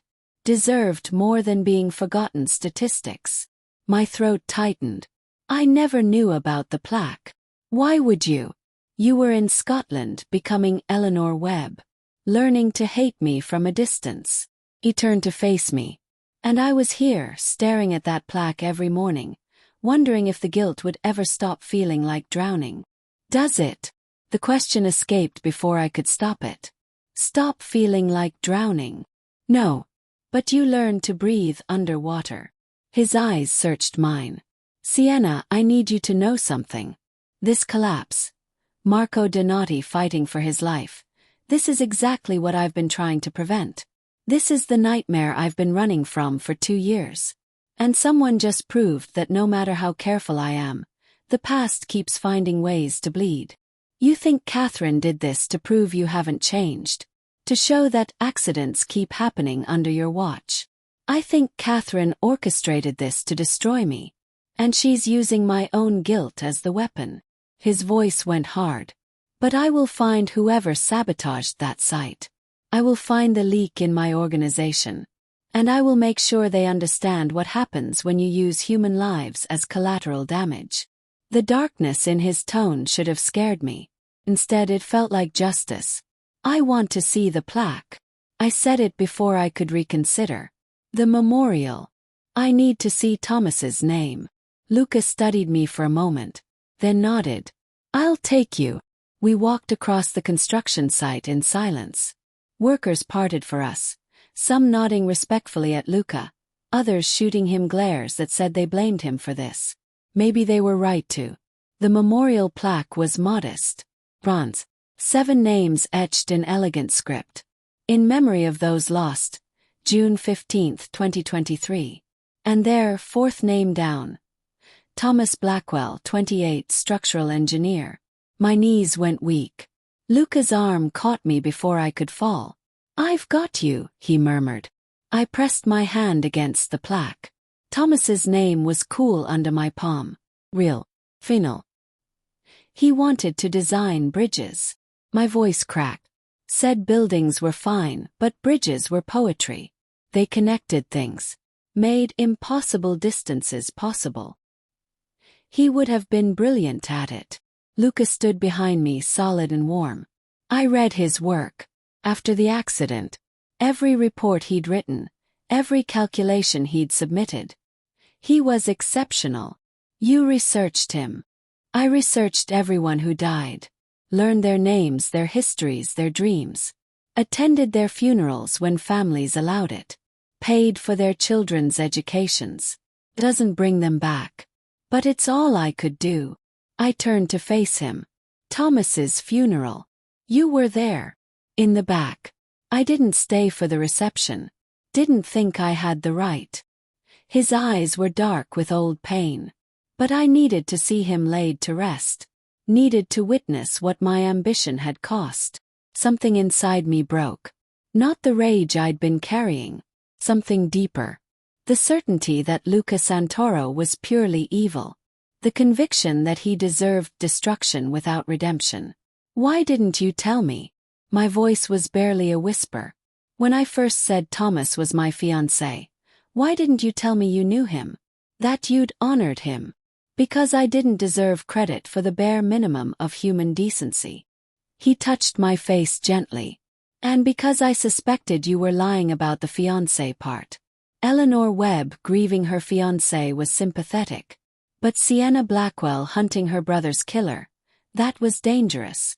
I needed to understand which one you really were before I exposed what I knew. So you've been testing me this whole time? Yes. No apology. And you've been testing me. Fair's fair. I should have been angry. Should have felt manipulated. But all I felt was exhausted. I'm tired of testing, Luca. Tired of games and lies and trying to figure out who deserves what. I looked back at the plaque. I just want the bleeding to stop. Then help me. His hands found my shoulders. Help me find who did this. Help me make sure Marco Donati's daughter doesn't lose her father the way you lost Thomas.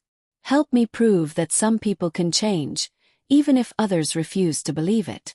I met his eyes, saw the sincerity there, the desperation, the hope that I might be the one person who could save him from himself. Okay.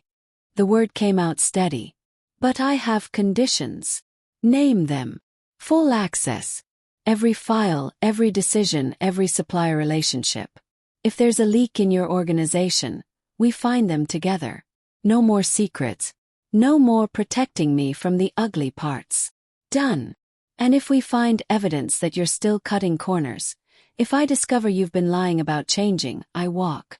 No second chances. No explanations. I'm gone and I take everything I've documented to the authorities. His jaw tightened. But he nodded. Agreed. And one more thing. I stepped closer. No more calling me your conscience. I'm not here to save you, Luca. I'm here to make sure if you fall, it's for the right reasons. Understand? Understood. His smile was sad.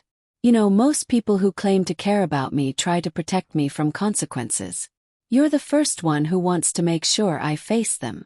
Maybe that's what caring actually looks like. I turned back to the plaque one final time. Pressed my fingers to Thomas's name. "I'm sorry," I whispered. "I'm sorry I wanted revenge more than I wanted to understand. I'm sorry I made you a symbol instead of remembering you as a person. I'm sorry I came here to destroy instead of heal." The metal was silent under my touch. But somewhere in my chest, something loosened. Not forgiveness. Not yet. But maybe the beginning of letting go.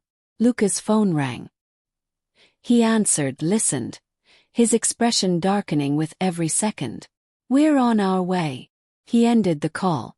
Looked at me. "Security footage is ready. And Sienna, you're not going to like what they found." The security office was cramped and smelled like burned coffee and desperation.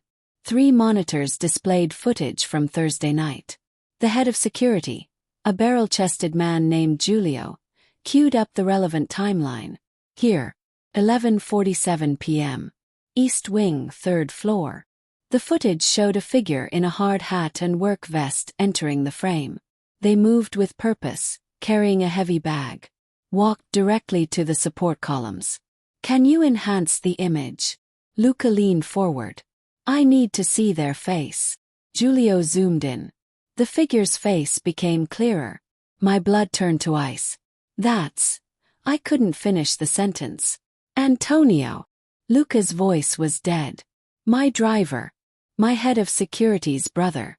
Someone I've trusted for 8 years." The footage continued. Antonio methodically removed the new steel supports and replaced them with corroded materials from his bag. Took approximately 40 minutes. Then he left, carrying the good materials with him. No hesitation. No looking around nervously. He knew exactly where the cameras were and didn't care. Because he was protected. Because someone had promised him protection. "Catherine." I said her name like a curse. She's been planning this for years. Got Antonio on her payroll. Had him waiting for the perfect moment to strike. "Looks like it." Giulio pulled up more footage. "But there's something else you need to see." He switched to a different camera. Exterior view of the site. Timestamp. 6:15 this morning. 30 minutes before the collapse. Antonio returned. But he wasn't alone. A woman walked beside him. Auburn hair. Expensive coat. Even on the grainy security footage, I recognized her. Catherine Ashford. They stood at the perimeter fence, watching the site. Waiting. At 6:43, exactly when the supports gave way, Catherine pulled out her phone. Made a call. Her expression was satisfied. Victorious. Then she left. Calm as someone leaving a cafe after morning espresso. She watched. The words tasted like poison. She orchestrated attempted murder and then watched it happen like it was entertainment. Luca's hands clenched into fists. "Giulio. Contact the police. Give them everything. This footage, Antonio's employment records, every detail about Catherine Ashford's vendetta against my family. I want warrants. I want arrests. I want everyone involved in this prosecuted to the fullest extent possible." "Yes, sir." Giulio was already reaching for his phone. "And Giulio, find Antonio. Bring him to me before the police get him. I have questions." Something dangerous flashed across Giulio's face. "How much damage is acceptable? Don't kill him. But make sure he understands that loyalty has consequences. So does betrayal." Luca's voice was ice. "I want to know everything. Who recruited him? How long he's been feeding Catherine information. What else she's planning. Everything." Giulio left. The office suddenly felt too small. I looked at Luca. Really looked at him. Saw the rage barely contained behind his controlled expression. Saw the man who'd built an empire on decisive action and controlled violence. Saw someone who was 3 seconds from becoming exactly what I'd feared he was. "Don't." I said it quietly. He turned to me. "Don't what?" "Don't become the monster Catherine wants you to be. Don't torture Antonio or threaten him or do whatever dark thing you're planning. I moved closer. 'Cause the moment you do, she wins. She proves you're the man she's been claiming all along. Brutal. Ruthless. Someone who values revenge over justice. He nearly killed 3 people, Sienna. Put a 26-year-old father in surgery. Made my entire company look negligent. All for Catherine's vendetta. I know. And he should face legal consequences. Prison. The full weight of the justice system. I put my hand on his chest, felt his heart hammering. But if you handle this the way you're thinking about handling it, you'll lose everything we've built. The trust. Partnership. The chance to prove you've actually changed. What if I haven't changed? His voice was raw. What if the man you're trying to save is still the monster underneath? Then I'll walk away. Like I promised. I met his eyes. But I don't think you're a monster, Luca. I think you're someone who's been hurt and angry for so long. You've forgotten what justice looks like when it's not wrapped in revenge. He stared at me for a long moment. The rage in his expression slowly shifting to something that looked like grief. She took someone I trusted and turned him into a weapon. Used him to hurt people. To hurt me. His voice cracked. How do I come back from that without destroying her? By being better than she expects. By handling this the right way.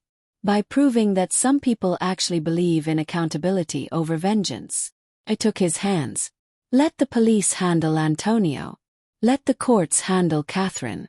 And you focus on Marco Donati and making sure his daughter doesn't grow up the way I did. Angry and alone and convinced the world only understands violence. His fingers laced through mine. Held on like I was the only thing keeping him tethered. You're asking me to be a better man than I know how to be. No. I squeezed his hands. I'm asking you to be the man you've been trying to become. The one who installed memorial plaques. Who spent millions investigating corruption.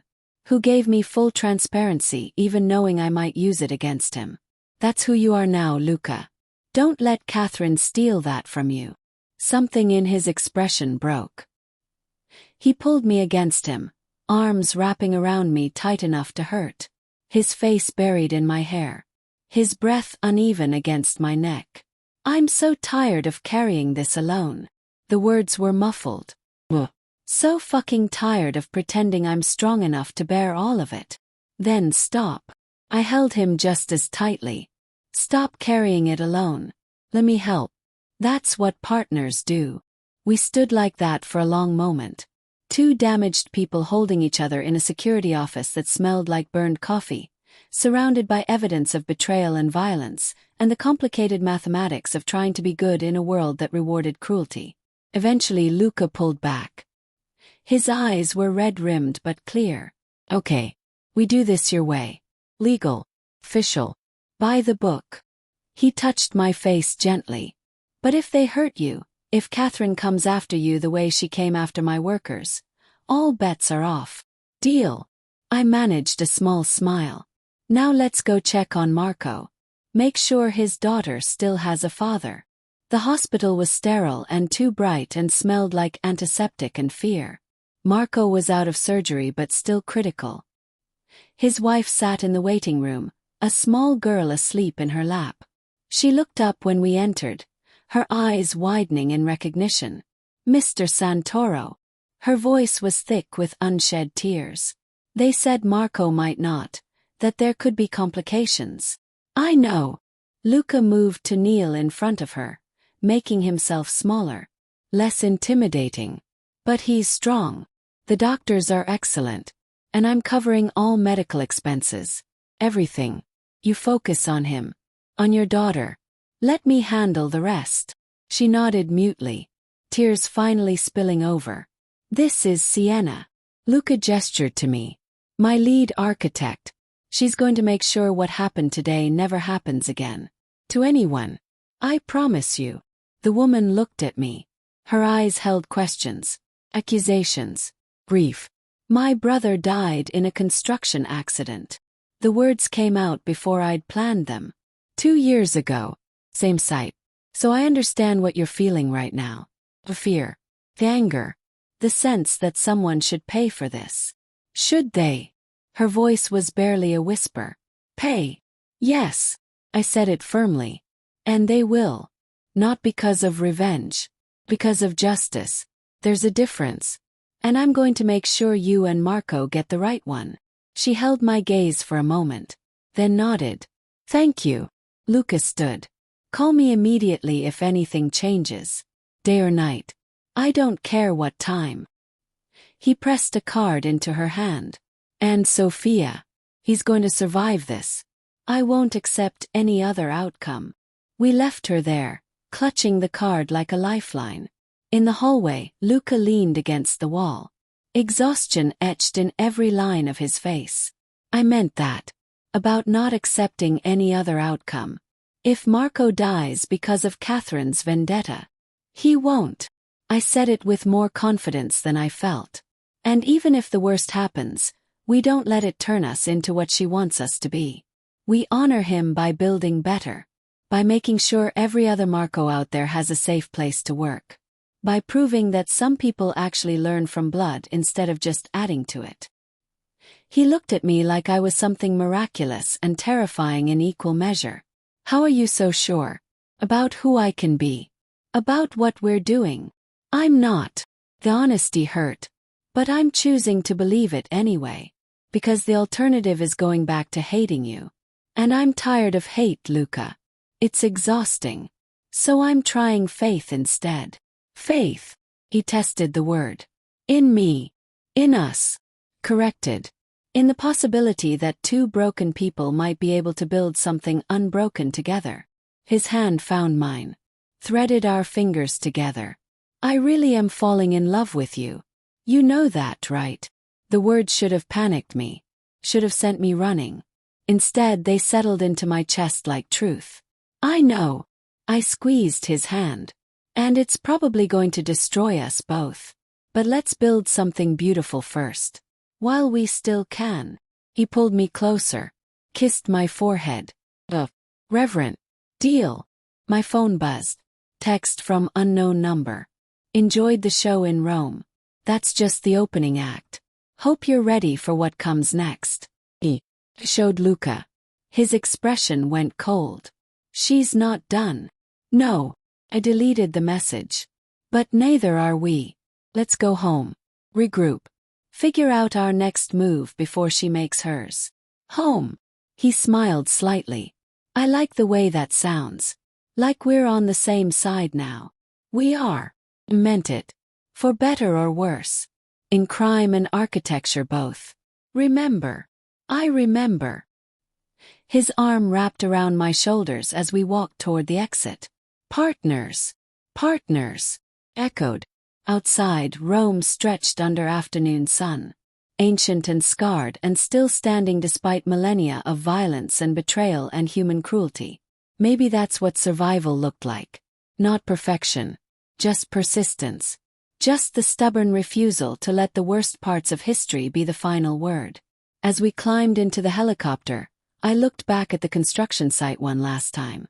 The memorial plaque gleamed in the distance. 7 names, 7 lives, 7 reminders that some costs could never be repaid. But maybe, just maybe, they could be honored. By building better. By choosing accountability. By refusing to let anger become the only language we knew. The helicopter lifted off. Rome fell away below us. And somewhere between the ruins and the sky, I realized I'd stopped planning Luca Santoro's destruction. I was planning our survival instead. The question was, would Catherine let us have it? Chapter 4. The price of proximity. The story broke at 6 a.m. I woke to my phone exploding with notifications. Texts, emails, news alerts. All of them screaming the same thing in slightly different words.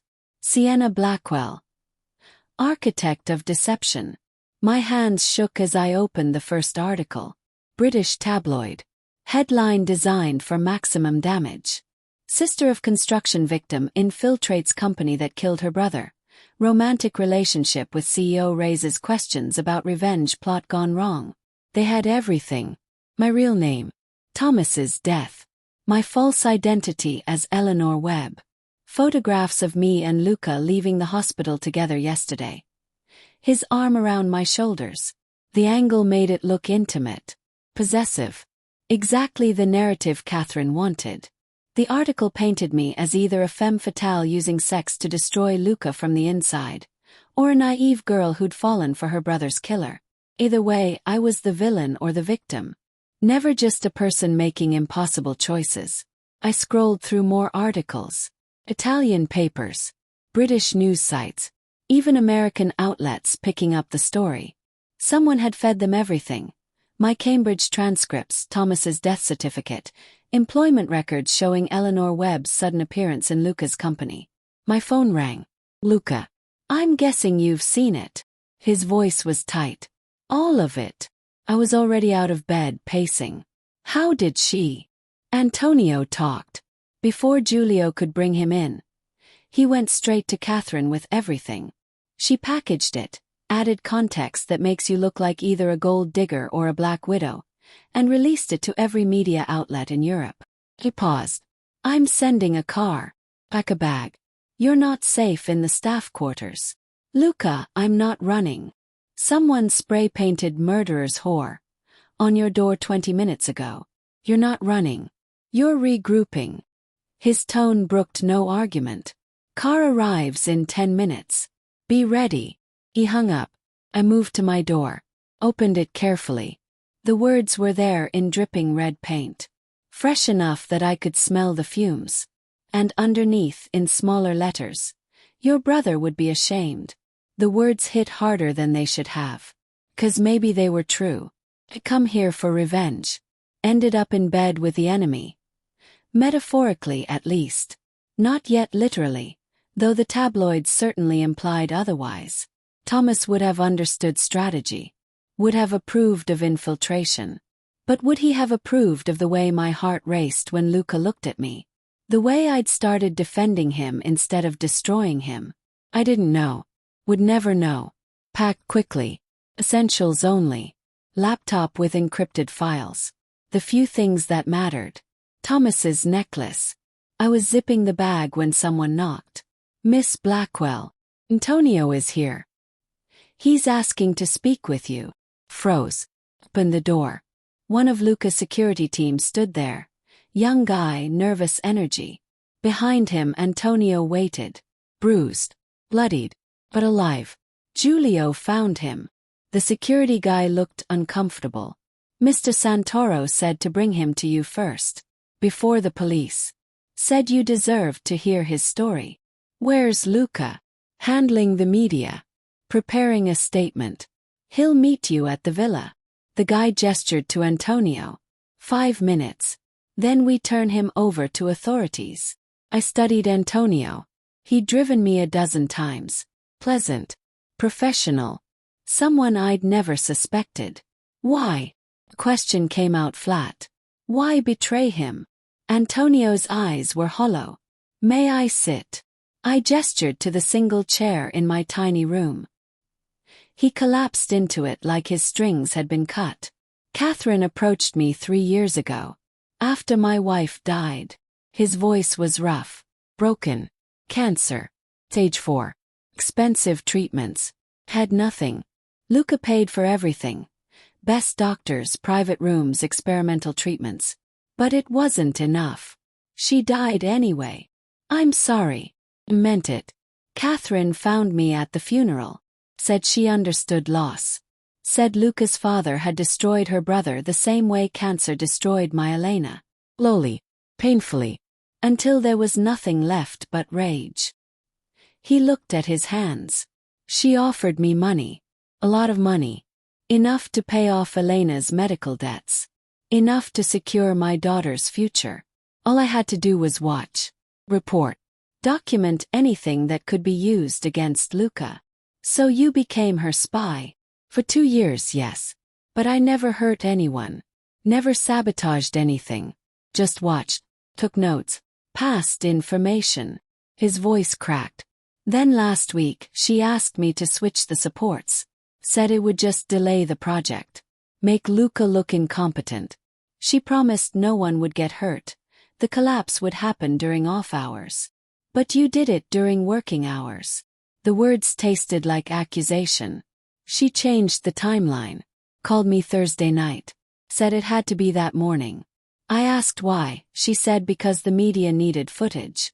Needed victims. Needed proof that Luca was still the monster she claimed. Tears tracked through the dirt on his face. I said no. Refused. She said if I didn't do it, she'd release evidence that I'd been embezzling from the company. Forged documents showing me stealing payroll. My daughter would lose everything. Go to prison. So I did what she asked.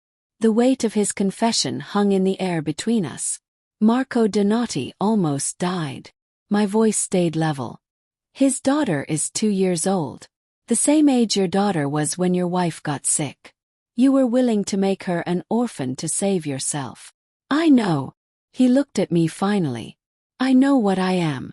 I just wanted you to know I'm not the only monster in this story. Catherine orchestrated everything. Used my grief, my debt, my love for my daughter. She's the puppet master. I'm just the weapon she wielded. Finished. That doesn't make you innocent, Antonio. Just makes you human. And humans still face consequences. I know. He stood. For what it's worth, Luca is a good man. Better than he thinks. Better than Catherine will ever admit. He gave me everything when I had nothing. And I repaid him with betrayal. That's on me. But please don't let her destroy him. He's trying so hard to be worthy of people's faith. Don't let her turn that into a weakness. The security guy stepped forward. Time's up. Police are waiting. Antonio nodded. Looked at me one last time. I'm sorry about your brother. And I'm sorry Catherine is using his death to hurt people who are trying to change. She doesn't want justice. She wants blood. And she won't stop until everyone's drowning in it. They took him away. I stood alone in my vandalized room, staring at the words on my door. Your brother would be ashamed. Maybe. Or maybe Thomas would understand that revenge was exhausting. That some battles couldn't be won with more violence. That sometimes the bravest thing was choosing to build instead of burn. I grabbed my bag and left the staff quarters for the last time. The villa was chaos when I arrived. Reporters camped at the gates. Security keeping them at bay. News vans with satellite dishes. The story had gone viral. Tragic tale of vengeance and forbidden love, packaged for maximum drama. Antonio drove me through the side entrance. Different Antonio, different car, same efficiency. The real one was with police now. Confessing. Giving them Catherine's contact information. Probably signing his own prison sentence. Luca was in his study, on the phone, speaking rapid Italian to someone who was clearly important. He looked up when I entered. His expression shifting from professional to something softer. I'll call you back.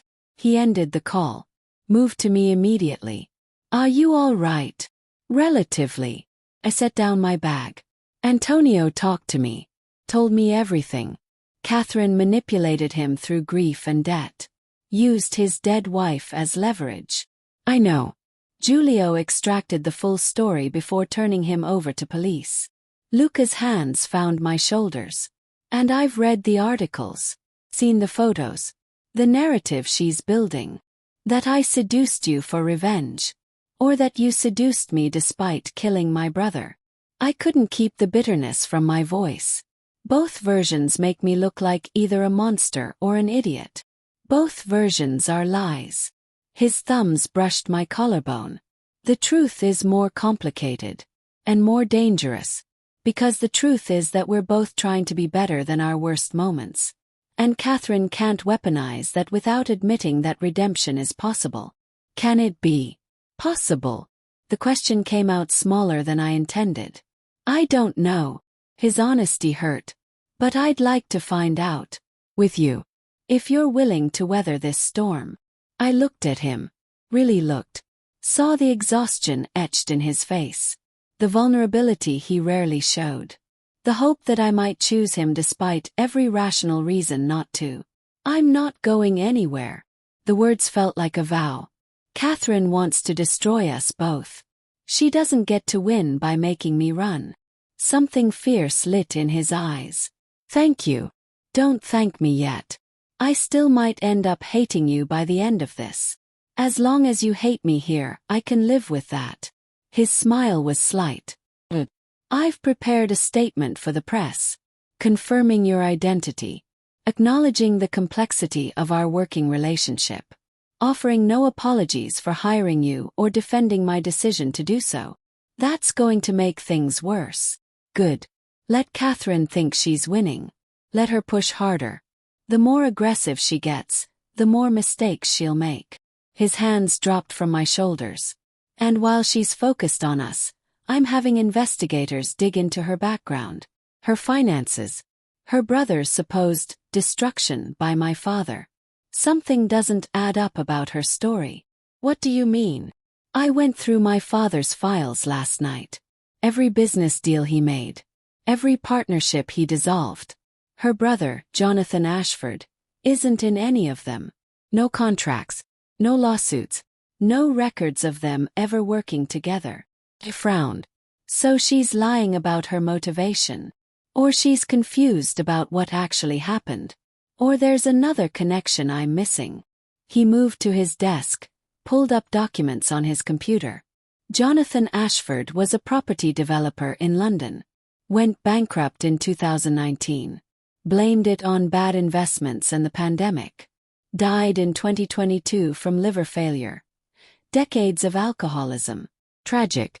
But nothing connecting him to my father or my company. So why target you? That's what I intend to find out. He closed the laptop. But first we have a press conference. In 1 hour. Are you ready to face the cameras? No. Honest answer. But I'm doing it anyway. That's my girl. The possessiveness in his tone sent heat through my chest. I'm not your girl, Luca. Not yet. His smile was dark, promising. But you're getting there. The same words he'd said days ago. Except now they felt true. The press conference was brutal. Cameras everywhere. Reporters shouting questions. Luca stood at a podium, me beside him, both of us dressed in professional armor. Him in a charcoal suit, me in a navy dress that said architect, not mistress. I'll make this brief. Luca's voice carried authority. Yes, Sienna Blackwell is Thomas Blackwell's sister. Yes, she initially applied for employment under an assumed name. And yes, I was aware of her identity and hired her anyway. Because Ms. Blackwell is a brilliant architect who deserves opportunities based on her talent, not her tragedy. Her personal history with my company informed her perspective and made her invaluable in improving our safety protocols. I have no regrets about hiring her. I have no apologies for defending her. And anyone suggesting our professional relationship is anything other than mutually beneficial is reaching for scandal where there is only strategy. The reporters erupted. Questions shouted over each other. Mr. Santoro, are you romantically involved with Ms. Blackwell?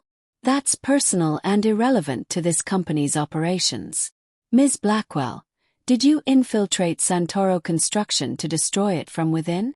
I leaned toward the microphone, kept my voice steady.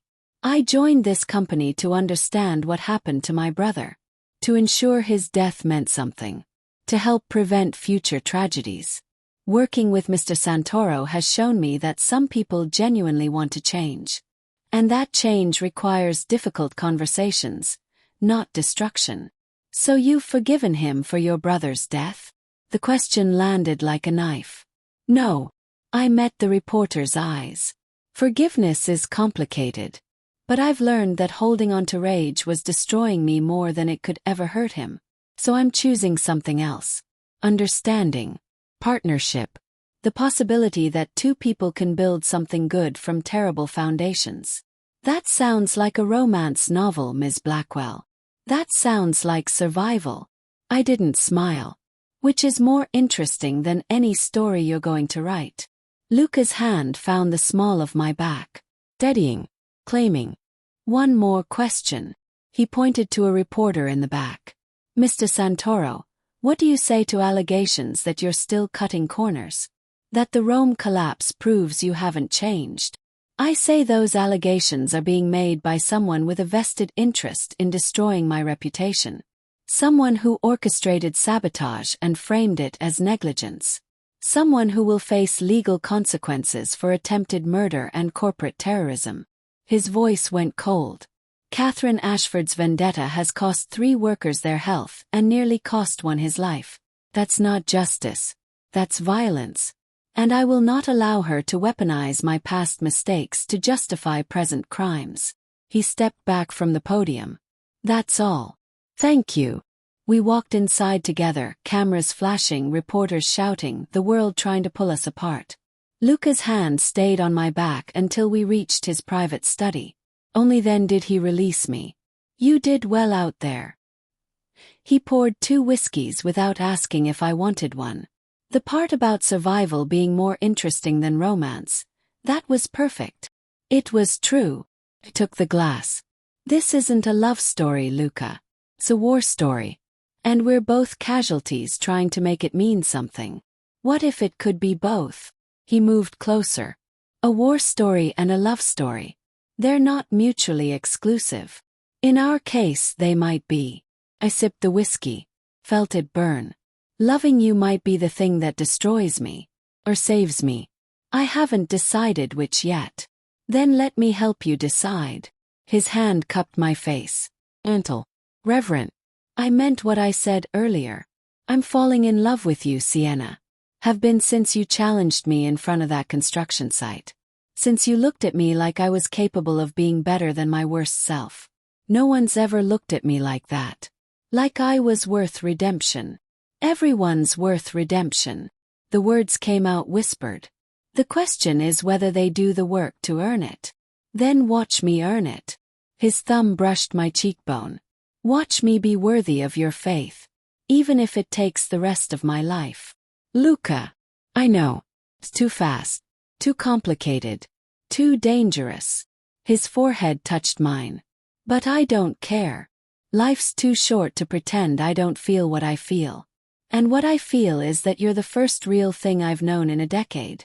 So let me love you. Even if it's a mistake. Even if it destroys us both. At least it'll be honest. I should say no. Should establish boundaries. Should remember that mixing business with emotion was a recipe for disaster. Instead, I kissed him. It wasn't soft. Wasn't gentle. It was 2 years of rage and grief and impossible choices colliding into something that felt like release. His hands tangled in my hair. My fingers gripped his shirt. We kissed like drowning people finding air. When we finally broke apart, we were both breathing hard. That was, he started. A mistake. Finished. Probably. But I don't care either. His smile was beautiful. Devastating. We're going to be spectacular disasters together. Probably. I kissed him again. Softer this time. But let's build something first. While we still can. Milan. He said it like a promise. We start the Milan project. Do it perfectly. So clean and so ethical that when Catherine attacks, there's nothing to grab. And if she escalates, then we're ready. His arms wrapped around me. Because she doesn't know what we know yet. What's that? That we're not fighting for revenge anymore. His voice was low, fierce. We're fighting for each other. And that's a lot more dangerous than hate. The next 3 weeks blurred into organized chaos. Police arrested Antonio. He confessed everything, gave them Catherine's communications, testified to the sabotage. Warrant issued for Catherine's arrest. She fled to London. Extradition proceedings began. Legal battles that would take months. Marco Donati survived surgery. Started physical therapy. His daughter drew pictures for him that he kept by his hospital bed. Luca visited 3 times a week. Paid for everything.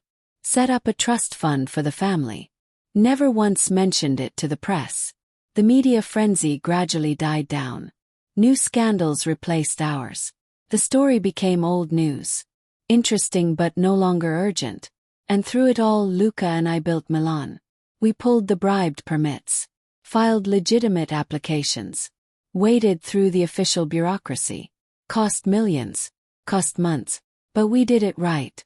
We redesigned the structural supports with triple redundancy, hired independent inspectors for every phase, documented everything with obsessive precision, created systems that would make cutting corners impossible even if someone tried.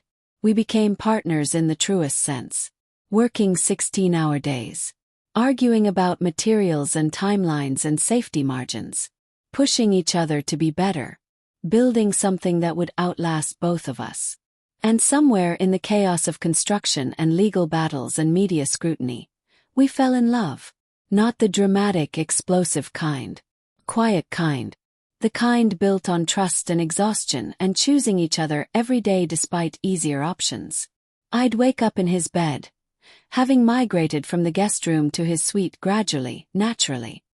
He'd be awake already, reading project files, coffee cooling on the nightstand. I'd steal his coffee. He'd pull me against him. We'd kiss slowly like we had all the time in the world, even though we both knew that wasn't true. Catherine was still out there, still planning. The legal battles were just beginning. Her vendetta hadn't ended. But for 3 weeks we had this fragile peace, this impossible partnership, this love that shouldn't exist but refused to die. Until the morning everything changed. I woke alone. Luca's side of the bed cold. I found him in his study, staring at his computer screen. His expression hollow. What's wrong? I moved to his side. He turned the screen toward me.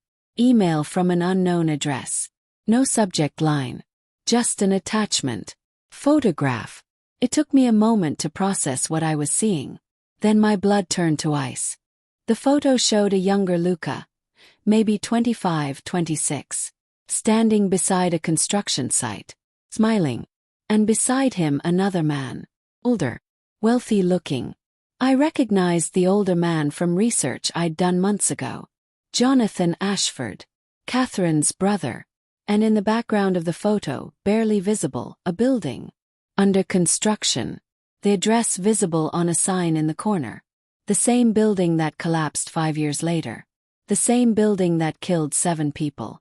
The same building where Thomas died. My hand shook. When was this taken? 8 years ago. Luca's voice was dead. Before my father died. Before I took over the company. When I was still learning the business. You knew him. Not a question. You knew Catherine's brother. We did 3 projects together. Partnered on developments in London. He was my father's business associate. Taught me half of what I know about international development. His eyes met mine. And yes, before you ask. He's the one who recommended Cristo Fratelli, the demolition company that killed Thomas. He said they were reliable, cost-effective. I trusted him. The room tilted. So it wasn't just bad luck. The words came out hoarse. It was a specific recommendation. From a specific person. Who had a specific connection to you. Yes. He looked gutted. And I never made the connection. Never realized Catherine's brother was my father's partner. Never connected the dots between his bankruptcy and our projects. I took his recommendations at face value. And people died because of it. Including Thomas. He stood. Moved to the window. Catherine didn't just blame my father for destroying her brother. She blames me too. Because I introduced him to Cristo Fratelli. Because I brought him into projects that eventually bankrupted him. Because I'm the reason he spiraled into alcoholism and death. Is she right? Question hurt to ask. Did you destroy him? I don't know. His honesty was brutal. Maybe. He invested heavily in our London projects. When the pandemic hit, property values crashed. He lost everything. I survived because my father's company had diverse holdings. He didn't. So yes, partnering with me might have destroyed him. Indirectly. Unintentionally. But still. The email had a message below the photo. Now you understand. This was never about revenge for Thomas. This was about justice for Jonathan. You're both guilty. You're both going to pay. Starting now. My phone buzzed. Text from unknown number. Check the news. I pulled up the news on my phone. The headline made my stomach drop. Milan project permits revoked. Environmental violations discovered. No. The word came out broken. We filed everything correctly. We followed every regulation. Someone falsified environmental impact studies. Luca was already on his phone, pulling up official notices. Studies I never authorized. Documents with my signature forged. Evidence of ecological damage that doesn't exist. All of it fabricated. All of it damning. Catherine, he confirmed. She knew we'd go legitimate. Knew we'd try to build clean. So she planted evidence of violations we didn't commit. Now the permits are revoked. The project is halted. And legally, we have no recourse because the documents look real enough to stand up in court. She's destroying Milan before we can build it. I sank into a chair. She's destroying everything we've worked for. Everything we've tried to prove. Not everything. Luca knelt in front of me. She can't destroy us. Not unless we let her. How do we fight this? If she's willing to forge documents, plant evidence, manipulate every system, how do we win? His eyes were dark. Determined. We stop playing defense. We go after her. Find the real story of what happened between my father and her brother. Find the truth she's been hiding. And we expose her the way she's been exposing us. That makes us just like her. No. His hands found mine. We're finding truth. She's been spreading lies. There's a difference. And Sienna, I need you to trust me on this. Because I'm about to do things that might look like the old Luca. Ruthless. Aggressive. Willing to destroy to protect what's mine. But I need you to believe I'm doing it for the right reasons. This was the moment. Choice. Trust him and become complicit in whatever dark thing he was planning. Or walk away and watch Catherine win. What are you going to do? Yes. Whatever it takes. His voice was ice. Catherine wanted a war. She's about to learn what happens when you go after everything I love. The possessiveness should have scared me. Instead it felt like safety. Okay. I squeezed his hands. Let's go to war. Together. His kiss was fierce. Claiming. Promising violence and protection in equal measure. And as we planned our counterattack, as we became exactly what Catherine had always claimed we were, I realized something terrifying. I'd stopped caring about being good. I just wanted to survive. And I wanted Luca Santoro to survive with me. No matter the cost. Chapter 5. Truth in the Ruins. The private investigator's name was Elena Rossi, and she looked like she'd seen every ugly secret humanity had to offer and filed them alphabetically. Jonathan Ashford. She spread documents across Luca's desk like laying out tarot cards. Born 1965, London. Property developer. Declared bankruptcy in 2019. Dead by 2022. The official story is clean. Tragic but unremarkable. And the unofficial story. Luca leaned forward, predator assessing prey. Is much more interesting. Elena pulled out a bank statement.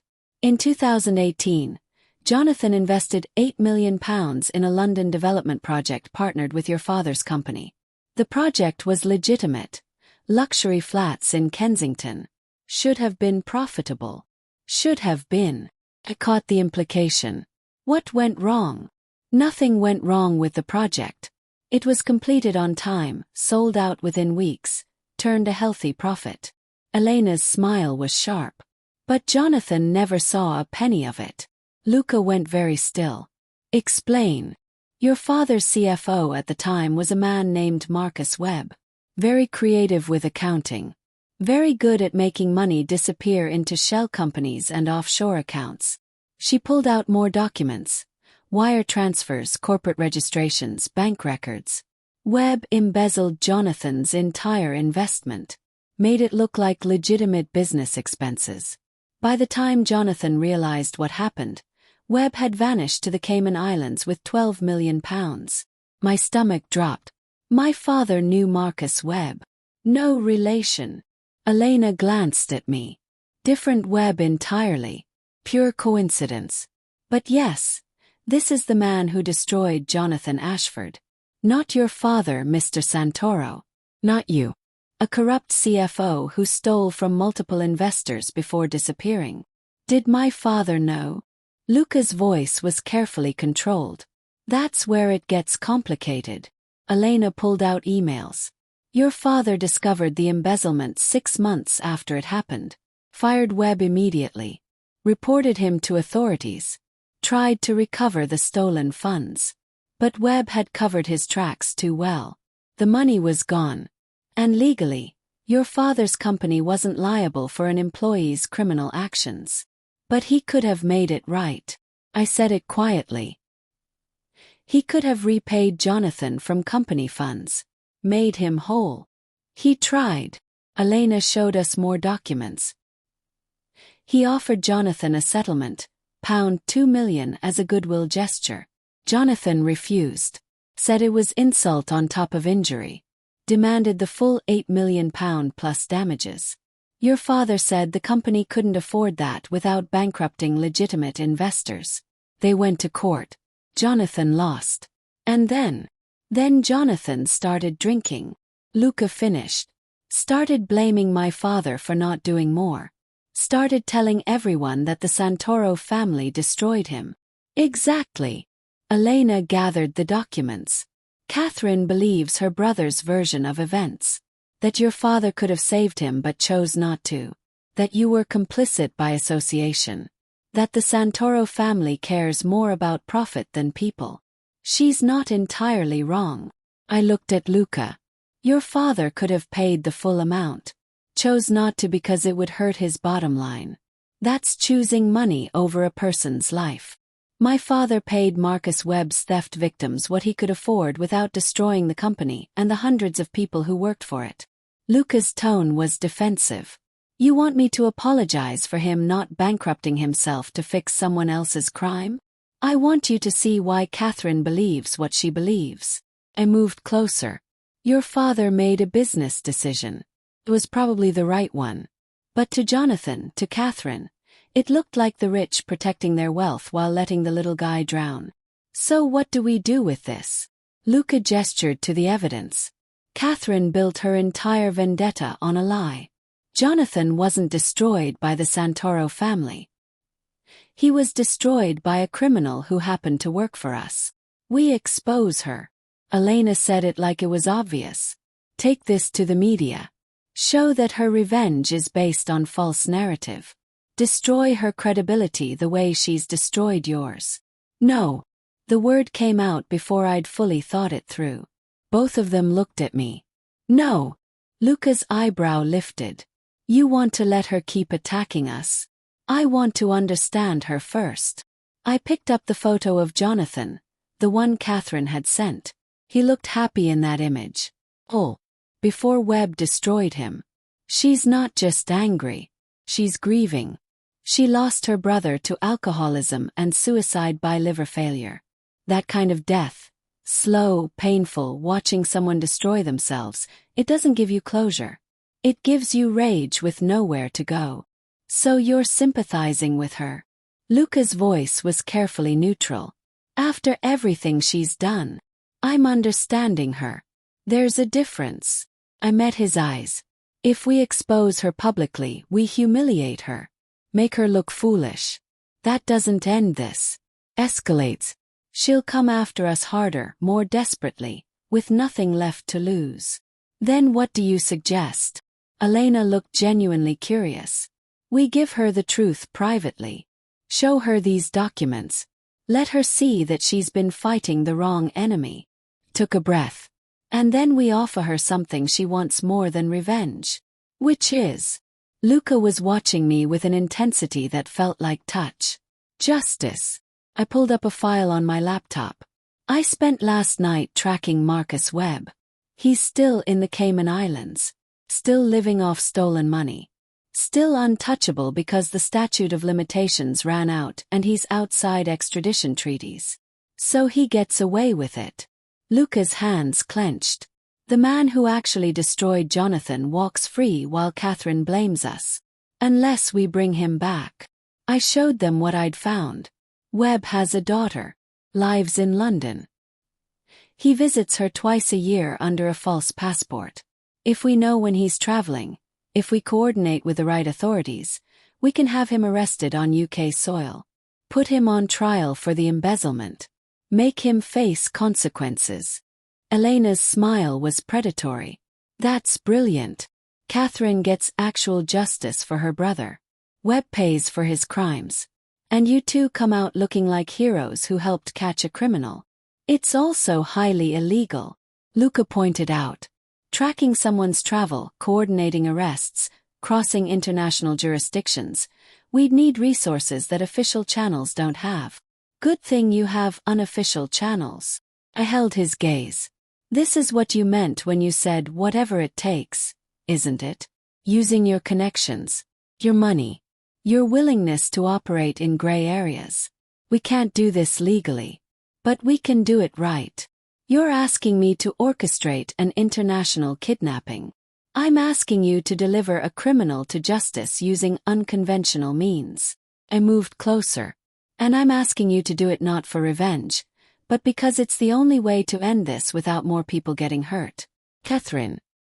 Everyone caught in the crossfire of her grief. Luca studied me for a long moment. You realize if this goes wrong, we're both going to prison?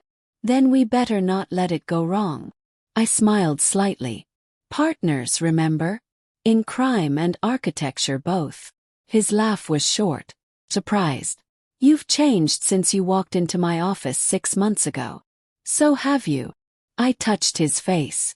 I used to think that was a bad thing. Now I'm not sure.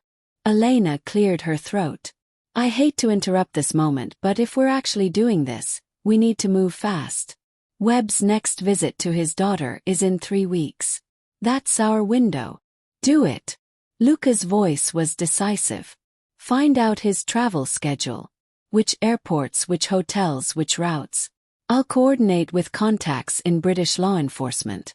Make sure they're ready to move when we deliver him. And Catherine? Lena asked. We approach her after Webb is in custody. Said. Show her the evidence. Give her a choice. Continue her vendetta knowing it's misdirected, or accept that justice has been served and move on. She won't choose peace. Luca's tone was flat.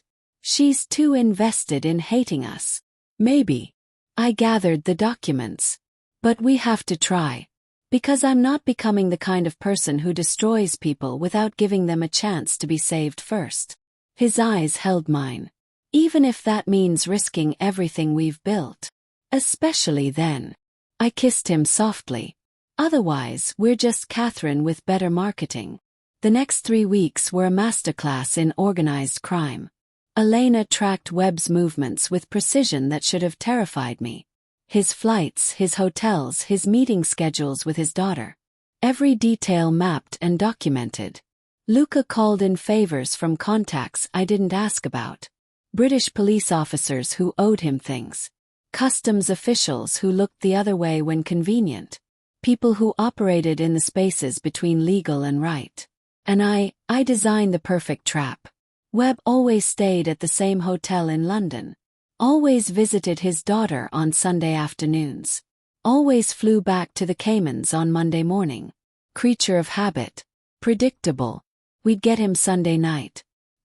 His daughter's building had security cameras that could be temporarily disabled. The hotel had a service entrance that wasn't monitored. And between the two locations was a 40-minute window where Webb would be vulnerable. This is insane. I said it for the 10th time as we reviewed the plan. We're actually kidnapping someone. We're delivering a fugitive to authorities. Luca corrected. Semantics matter. Do they? Because if this goes wrong, it won't. He pulled me against him. We were in his study midnight 3 days before the operation. The rest of the villa was dark. Just us and the weight of what we were about to do.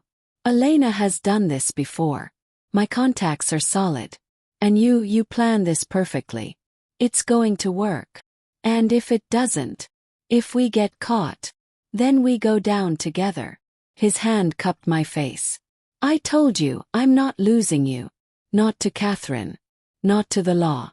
Not to anything. So yes, if this goes wrong, I'll burn everything down to keep you safe. That's not romantic. That's just true. The possessiveness should have scared me. Instead, it felt like the only solid thing in a world that kept shifting. I love you. The words came out before I could stop them. First time I'd said it. First time I'd admitted the terrifying truth. His expression went soft. Vulnerable. Say it again. I love you, Luca Santoro. For better or worse. In crime and architecture both. Kissed him. And I have no idea if that makes me brave or insane. Both. He kissed me back. Deeper. Desperate. Definitely both. We made love that night with the weight of upcoming consequences pressing down on us. Every touch felt like a promise. Every kiss like a vow. If this was our last moment of peace before everything fell apart, we were determined to make it mean something. After lying tangled in his sheets, I traced the scar above his eyebrow. Where'd you get this? Construction accident. I was 23. My father's foreman told me to wear a hard hat. I didn't listen. Steel beam fell. Could have killed me. Left me with this instead. He caught my hand. It's my reminder that arrogance has consequences. Good reminder. I pressed my lips to the scar. Keep it. I'm keeping everything about you. His arms tightened. Every word. Every touch. Every impossible moment. If we survive this, Sienna, I'm marrying you. I laughed. Couldn't help it. That's possibly the worst proposal I've ever heard. Good thing it's not a proposal yet. His smile was slight. Just a promise. Survive this, help me become worthy of you, and I'll ask properly. With a ring and everything. What if I say no? Then I'll ask again. And again. Until you're too exhausted to refuse. He kissed my forehead. I'm very persistent when I want something. I've noticed. I settled against his chest. Let his heartbeat lull me toward sleep. Luca. If this goes wrong, if we get caught, I don't regret any of it. The lies. The infiltration. Falling in love with you. Any of it. Good. His voice was drowsy. Content. Neither do I. We fell asleep like that. Two people on the edge of disaster, holding each other like the world made sense. 3 days later, we learned exactly how wrong things could go. Sunday afternoon. London. Watching Marcus Webb through surveillance feeds as he had lunch with his daughter in a quiet restaurant. He looked ordinary. Gray hair. Expensive but understated clothes. The kind of man you'd never look at twice. Certainly not the kind you'd peg as someone who'd stolen millions and ruined lives. He looks so normal. I said it to Elena, who was monitoring feeds from a van parked 2 blocks away. They always do. Elena's voice was pragmatic. Monsters don't announce themselves. They blend in. Makes them harder to catch. Luca was coordinating with his contacts. 2 plainclothes British detectives who'd agreed to make the arrest once we delivered Webb to them. The deal was simple. We'd identify Webb's location. They'd bring him in on the old embezzlement warrant that was still technically valid in the UK. Clean. Legalish. Just enough gray area to keep us out of prison. He's leaving. Elena tracked Webb on the screen. Daughter's staying for coffee. He's heading back to his hotel. Alone. This is our window. Luca turned to me. Last chance to back out. Not backing out. Check my phone.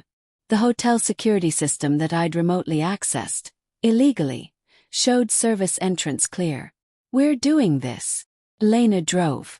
Luca sat beside her, on the phone with his contacts, directing them to the interception point. I was in the back, monitoring feeds, watching Webb walk through London streets completely unaware he was being herded toward justice.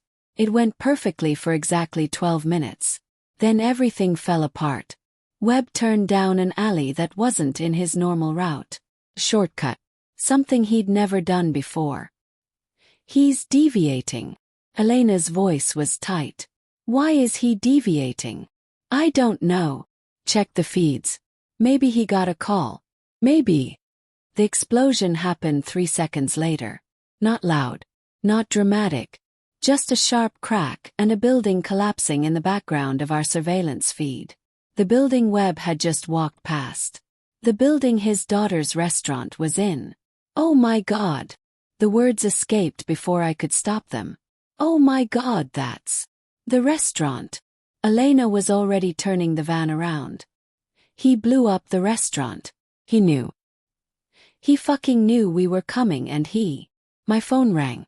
Unknown number. Answered. Knew who it would be. Catherine. Hello, Sienna. Her voice was calm.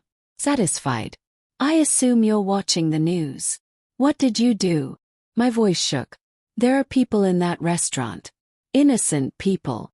There's one person in that restaurant who matters. Catherine's voice went cold. Marcus Webb's daughter. The one thing he cares about more than money. Webb knew you were coming for him. So he ran. Left his daughter to burn.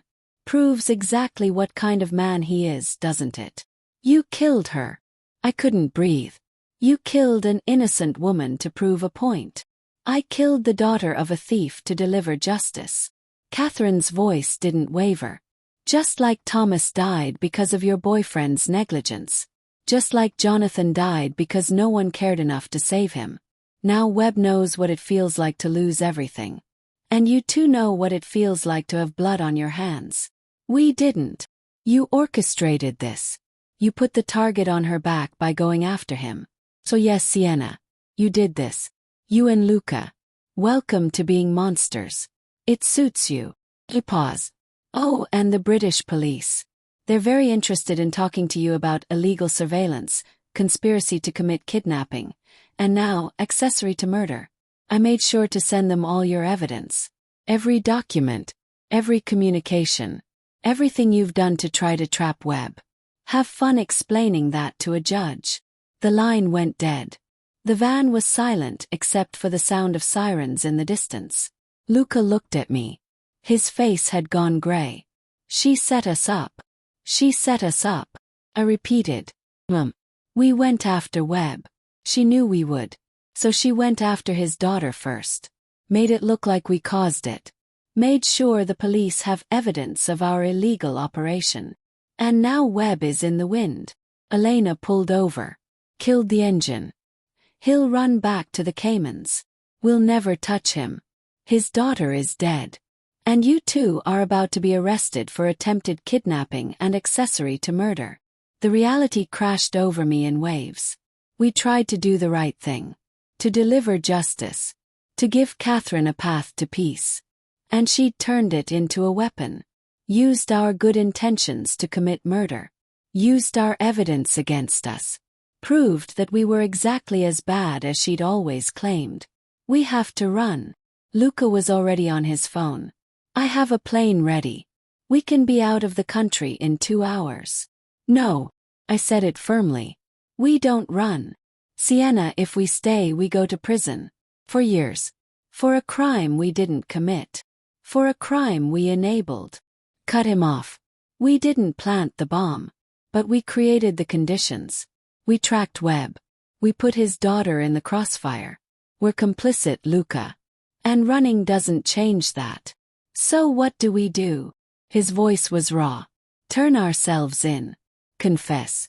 Throw away everything we've built. We tell the truth. I took his hand. All of it. Webb's embezzlement. Catherine's vendetta. Our attempt to deliver him to justice. The fact that we broke laws trying to do the right thing. We tell it all and we face consequences and we hope that honesty means something. Honesty gets us prison. Elena pointed out. Catherine has evidence of illegal surveillance, conspiracy, everything. The fact that you meant well doesn't matter. British courts won't care about your intentions. Then we accept that. I looked at Luca. We accept that we gambled and lost. That we tried to be heroes and became villains instead. That sometimes love and good intentions aren't enough to save you from your own mistakes. His eyes were dark, exhausted. You're really willing to go to prison for this? I'm willing to face consequences for my choices. I squeezed his hand. That's what being better than Catherine means. Not running. Not hiding. Owning what we did and accepting what comes next. Even if what comes next destroys us. Especially then. Kissed him. Final. Because if we run now, we prove her right. We prove we're exactly what she says we are. But if we stay, if we face this, maybe we prove that some people actually believe in accountability. Luca pulled me against him. Held on tight. I love you. And I'm sorry. For all of it. For dragging you into my mess. For making you fall in love with someone who keeps hurting you. Stop. I pressed my fingers to his lips. I chose this. Chose you. Chose to try something impossible. If it ends badly, that's on both of us. Partners, remember. Partners. He whispered it like a prayer. In crime and architecture both. In crime and architecture both. Echoed. Elena cleared her throat. The police will be here in approximately 5 minutes. If you're staying, you need to decide what you're saying when they arrive. The truth. Luca said it firmly. Everything. Webb, Catherine, our operation. We hand over all our evidence. Cooperate fully. And we make sure everyone understands. Catherine Ashford orchestrated murder to frame us. We're guilty of conspiracy. She's guilty of actual murder. That still puts you in prison. Elena pointed out. Yes. He met my eyes. But we'll be in prison for trying to deliver justice, not for running from it. That has to count for something. It doesn't. Elena's voice was pragmatic. British courts don't care about intentions. You broke multiple laws. You're going down. Then we're going down honestly. Said. Together. The police arrived 4 minutes later. 6 cars. Armed officers. They surrounded the van with precision that spoke of good intelligence and bad assumptions. Luca Santoro, Sienna Blackwell. You're under arrest for conspiracy to commit kidnapping, illegal surveillance, and accessory to the murder of Rachel Webb. You have the right to remain silent. The words washed over me as they put us in handcuffs, separated us into different cars, took us to different holding cells. The last thing I saw before they closed the door was Luca's face. Resolved. Determined. Still looking at me like I was something worth destroying himself for. And then I was alone in a cell that smelled like disinfectant and defeat, waiting for lawyers and judges and the weight of consequences I'd earned. Catherine had won. She'd turned our attempt at justice into murder. Our love into a liability. Our partnership into prison sentences. But she'd made one mistake. She'd assumed we'd break under pressure. Run. Turn on each other to save ourselves. She didn't understand that some partnerships were stronger than survival. And some love was worth going to prison for. Even if it meant losing everything else. Chapter 6. Separate cages. The British legal system moved with the speed of glaciers and the mercy of guillotines. 3 days in holding. No contact with Luca. Just me and 4 concrete walls and a lawyer named Margaret Chen who looked at me like I was a particularly disappointing puzzle. They have everything. Margaret spread documents across the metal table between us. Your surveillance logs. Email correspondence with Elena Rossi. Bank transfers funding the operation.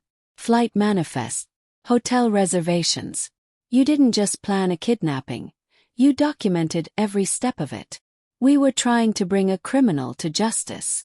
My voice sounded hollow even to my own ears. By breaking approximately 7 international laws. Margaret's tone was matter-of-fact. Ms. Blackwell, I understand your intentions were good. But intention doesn't negate action. You conspired to kidnap Marcus Webb. The fact that he's a criminal himself doesn't give you legal authority to become one too. And the bombing. Rachel Webb's death. That's on us too. Anger bled through exhaustion. The prosecution will argue you created the conditions that led to her murder. That Catherine Ashford wouldn't have targeted Rachel if you hadn't gone after Marcus. Margaret's eyes were sympathetic but firm. They're calling it proximate cause. You set events in motion that resulted in death. British courts take that very seriously. So what are you saying? We plead guilty. Go to prison. I'm saying you have two options. Margaret pulled out a document. 1. You take a plea deal. Plead guilty to conspiracy and illegal surveillance. Drop the kidnapping and murder accessory charges. You be looking at 3 to 5 years. Out in 2 with good behavior. My stomach dropped. 2 years in prison for trying to catch a thief. 2 years in prison for breaking the law to catch a thief. She corrected. Option 2, you go to trial. Fight the charges. Try to prove Catherine orchestrated everything. But Sienna, if you lose at trial, you're looking at 15 to 20 years. And the evidence against you is substantial. What does Luca's lawyer say? Mr. Santoro's lawyer is advising him to take the plea deal. Serve his time quietly. Protect his company's reputation by showing accountability. Margaret's voice gentled. He's also advising Mr. Santoro to distance himself from you. To claim you orchestrated the plan and he was manipulated by his feelings for you. If he testifies against you, he walks with 18 months and probation. The words hit like a physical blow. He wouldn't do that. Wouldn't he? Margaret leaned forward. Ms. Blackwell, you've known Luca Santoro for 6 months. 6 months of lies and infiltration and complicated emotions. Do you really know what he'd do to save himself? His company. His freedom. Yes. I said it with more certainty than I felt. I know him. He won't betray me. Then you're gambling your freedom on that belief. Margaret gathered her documents. I need an answer by tomorrow. Plea deal or trial. And if you choose trial, I need you to understand. You're risking everything on the hope that a jury will believe your version of events over the mountain of evidence saying otherwise. She left me alone in the holding cell. Alone with the weight of impossible choices and the echo of her words. Do you really know what he'd do to save himself? Therefore, they moved me to a women's prison pending trial. Not maximum security. I wasn't violent. Just a white-collar criminal who'd made catastrophically bad choices. The cell was small. 8 by 10 feet. Metal bed bolted to the wall. Toilet in the corner with no privacy. A single window too high to see out of. This would be home for at least 2 years if I took the plea deal. 20 if I didn't. I spent the first night curled on the thin mattress, trying not to think about Luca in a similar cell somewhere across London. Wondering if he was being offered the same deal. Wondering if he'd take it. Wondering if he'd testify against me to save himself. Well, I crushed the thought immediately. He wouldn't. But Margaret's voice kept echoing. You've known him for 6 months. 6 months. Was that enough time to truly know someone?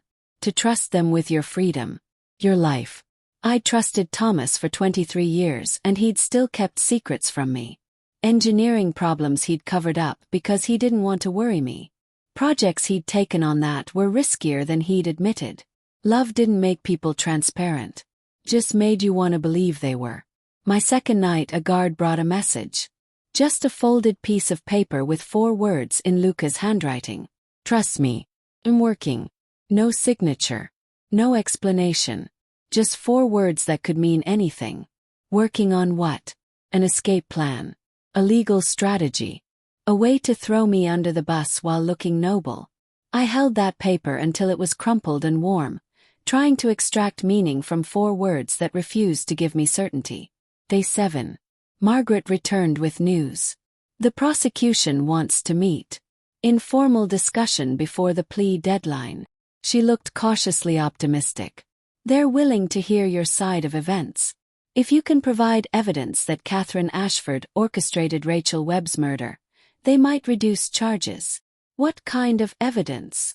Communications between Catherine and whoever planted the bomb. Financial records showing she paid for the explosive device. Anything concrete that proves she acted independently of your operation. We don't have that. Despair crept in. Catherine's too smart. She wouldn't leave traces. Then we need to find them. Margaret's voice was firm. Or we need someone who can testify to her involvement. Someone she trusted. Someone who turned on her the way Antonio turned on Luca. Thought about that. Catherine's network. Her sources. The leak in Luca's organization that had fed her information for years. And suddenly I had an idea. Elena. I said it quickly. Elena Rossi. She was tracking Catherine's movements, her contacts, her financial transactions. If anyone has evidence, Elena Rossi is in the wind. Margaret cut me off. Disappeared 2 hours after your arrest. The police want her for questioning. So does Interpol. If she had evidence that could help you, she took it with her when she ran. Course she did. Elena was a professional. She'd seen the operation collapse and gotten out before the debris could crush her too. Smart. Practical. Leaving us to face consequences alone. Then what do we do? My voice cracked. Just accept that Catherine wins. That she commits murder and we go to prison for it. We prepare for trial. Margaret's jaw set. We build the best defense we can with what we have. We make the jury see that you were trying to deliver justice, not commit crimes. And we hope that 12 strangers believe you over the evidence. That's not a strategy. That's a prayer. Sometimes that's all we have. He stood. I'll be back tomorrow. Think about the plea deal, Sienna. 2 years of certainty or 20 years of maybe. Choose wisely. 10. I met with a prison psychologist. Mandatory for all inmates pending trial. Dr. Sarah Mitchell was kind. Competent. Exactly the type of person who would see through every defense mechanism I'd built. Tell me about Luca Santoro. She said it casually. Too casually. Why? Because you're facing serious charges related to him. Because you made choices that put you here because of feelings for him. Because understanding that relationship is key to understanding why you're in this cell. Her eyes were warm but assessing. Oh, tell me. I love him. Simple truth. I came to his company planning to destroy him. Spent 6 months documenting his crimes. And then I fell in love with him instead. Which makes me either the worst revenge seeker in history or the most foolish woman alive. Probably both. Do you think he loves you? Question hurt. Yes. But I also thought I knew him. And now I'm being offered a deal that requires me to believe he won't betray me to save himself. So maybe I don't know anything. What does your gut say? My gut says trust him. I looked at my hands. My gut also got me into this mess. So maybe my gut is an idiot. Dr. Mitchell smiled slightly. Your gut is informed by experience and emotion both. It's not infallible. But it's not worthless either. She leaned forward. Let me ask you this. If Luca does betray you, if he testifies against you to reduce his sentence, what does that change? Everything. My sentence. My future. My ability to ever trust anyone again. And if he doesn't betray you, if he keeps faith even when it costs him, then... I swallowed hard. Then maybe love isn't the weakness I thought it was. Maybe partnership means something. Maybe 2 people really can face the worst together and come out intact. That's a lot of weight to put on one relationship. I know. Tears burned behind my eyes. But I don't know how to survive this without believing it's possible. Without believing he's in a cell somewhere making the same impossible choice. Trust me or save himself. And choosing trust. What if you're both wrong? What if trust isn't enough? Then we're both going to prison for a very long time. I wiped my eyes. But at least we'll have tried. At least we'll know we didn't become what Catherine wanted us to be. Cowards who threw each other under the bus to survive. Dr. Mitchell made notes. You understand that's not weakness, right? Self-preservation. Accepting a plea deal to reduce your sentence. That's not betrayal. That's survival. Is it? I met her eyes. Because from where I'm sitting, Survival looks a lot like becoming the kind of person who sacrifices others to save themselves. And I've seen what that looks like. I've watched Catherine destroy innocent people to make her point. I've watched Antonio betray someone who trusted him because he was scared. I don't want to be that. Even if being better means more years in prison. She studied me for a long moment. You know, most people in your position are looking for ways to minimize consequences. You're looking for ways to maintain integrity. That's unusual. That's stupid. Corrected. But it's all I have left. My integrity. My belief that choices matter. That who we are in our worst moments defines us more than who we are when things are easy. And Luca. What do you think he's choosing? I took a shaky breath. I think he's choosing me, even if it destroys him. Because that's who he's been trying to become. Someone who values people over profit. Connection over convenience. Love over survival. You have a lot of faith in someone you've known for 6 months. I know. I smiled bitterly. Ask me in 2 years if that faith was justified. From my prison cell. Day 14. Plea deadline. Margaret arrived at 9 a.m. with documents and exhausted determination. Last chance. She spread the plea agreement in front of me. Sign this, you're out in 2 years. Maybe less with good behavior. You'll have a record, but you'll have a life. You can rebuild.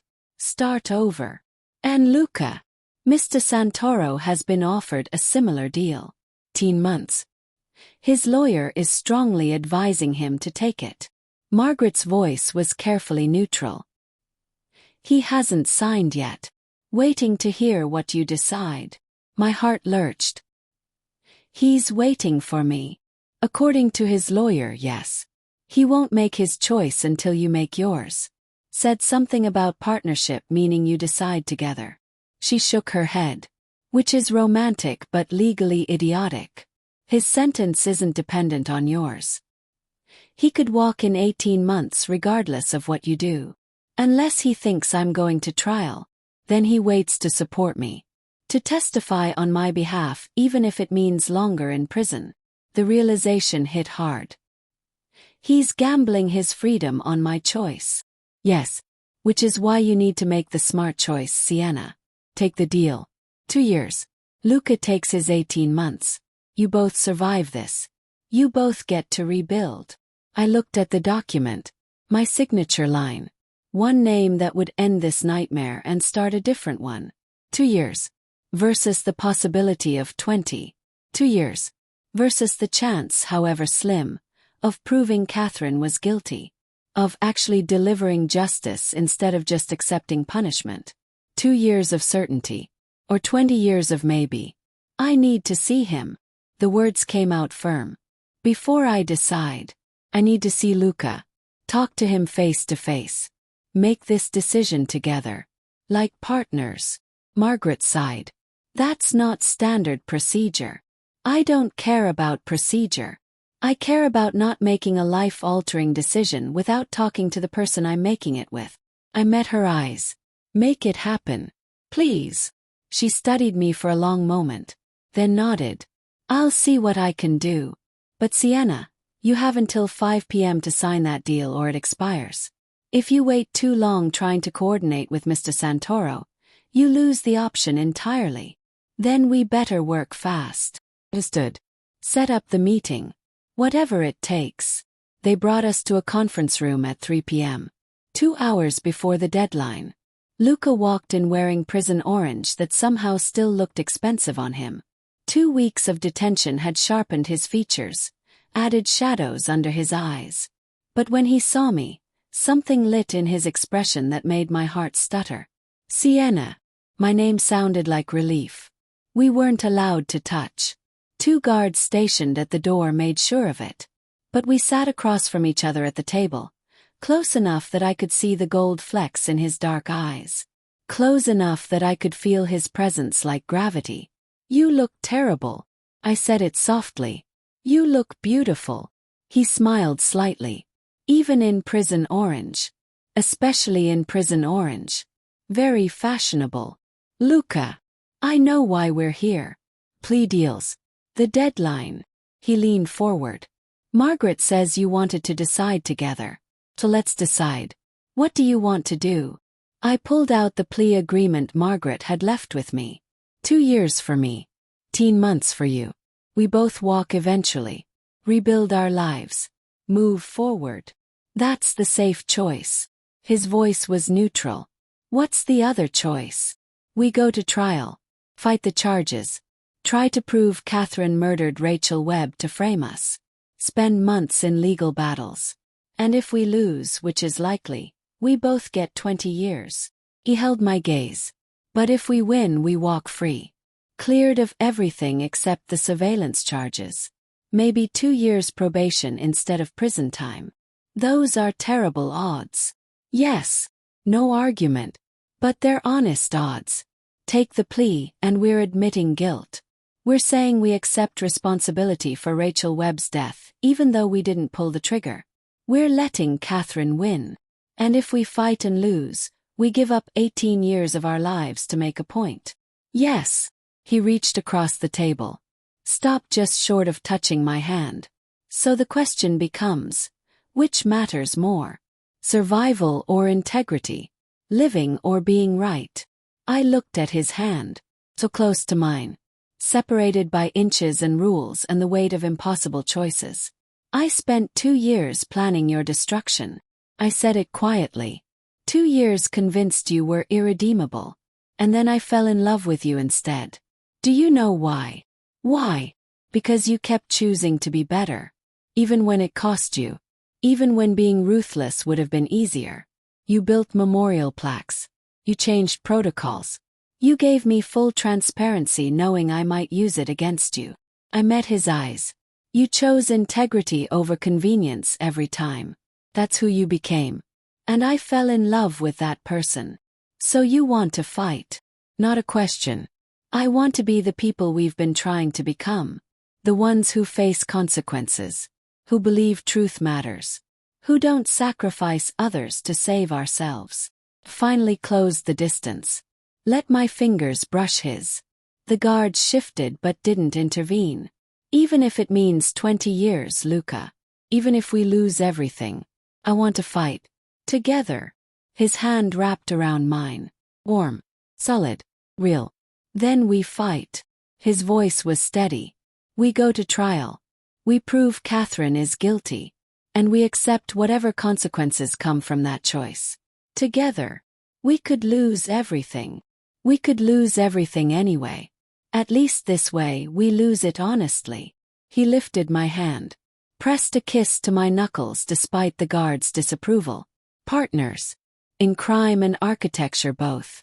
For better or worse. In prison or freedom. I'm with you, Sienna. Until the end. Tears tracked down my face. That's possibly the stupidest decision we've ever made. Probably. His smile was beautiful. Reckless. Free. But it's ours. And I'd rather spend 20 years in prison having made this choice with you than 2 years having betrayed what we believe in. Kissed him. Brief. Desperate. The guards moved forward but Luca pulled back before they could separate us. Tell Margaret we're rejecting the plea deal. He said it firmly. Both of us. We're going to trial. And we're going to prove that sometimes the right thing and the legal thing are enemies. But that doesn't mean we stop choosing right. He nodded. Couldn't speak past the emotion clogging my throat. We were led back to our separate cells. Separate prisons. But somehow the walls felt less heavy. Because we'd made the choice together. And whatever came next, trial, verdict, 20 years of separation, we'd face it knowing we hadn't betrayed each other or ourselves. Catherine wanted us broken. Wanted us to turn on each other. Wanted proof that love was weakness. Instead, she got proof that some partnerships were stronger than survival. Even if it destroyed us. Especially then. That night, I lay on my thin mattress and thought about faith. Faith in Luca. Faith in the legal system. Faith that truth would somehow matter more than evidence. It was insane. Reckless. The kind of gamble no rational person would take. But somewhere between planning revenge and falling in love, I'd stopped being rational. I'd become someone who believed in impossible things. Like redemption. like partnership, like the idea that two broken people could build something beautiful from terrible foundations. My cellmate, a woman named Claire doing time for embezzlement, watched me from her bunk. "You're smiling. Either you got good news or you've lost your mind." "Probably both." I pulled out the crumpled note from Luca. "Trust me. I'm working." 4 words. That's all I had. 4 words and faith and the memory of his hand in mine. It should have felt like nothing. Instead, it felt like everything. My partner and I just decided to go to trial. I said it out loud. Made it real. We're facing 20 years if we lose. And we're probably going to lose. Claire whistled low. "Why the hell would you do that?" "Because." I tried to find words for something that didn't make sense logically. Because some things matter more than survival. Like being the kind of person who doesn't betray people they love. Like choosing integrity even when it costs everything. Like proving that love isn't weakness. It's the thing that makes us brave enough to do stupid, beautiful, impossible things. That's insane. Yes. I smiled wider. But it's honest. And honesty is all we have left. Claire shook her head, but she was smiling too. "You're either going to regret this forever or become a legend. No middle ground." "Good." Closed my eyes. I'm done with middle ground. Done with safe choices and calculated risks. If I'm going down fighting. With him. For the belief that some battles are worth losing if you fight them right. Romantic. Claire's voice was dry. Also completely insane. The best things usually are. I whispered. Somewhere across London, in another prison, Luca was making the same impossible choice. Betting his freedom on faith. Gambling 20 years on the belief that we were worth it. And maybe we weren't. Maybe we'd lose. Maybe Catherine would win. Maybe in 20 years we'd look back on this moment and realize we should have taken the safe choice. But at least we'd have made the choice together.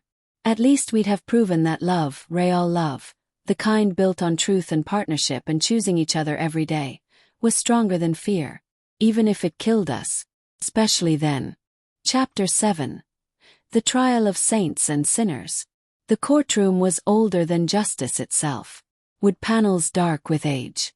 High ceilings that made every word echo. Windows that filtered London grey through centuries of grime. This was where the British Empire had tried its criminals for generations. Where guilty and innocent alike had stood before 12 strangers and begged for mercy. I sat beside Margaret at the defense table. Luca 3 feet away at his own table with his lawyer. Close enough to feel his presence. Too far to touch. The trial rules were clear.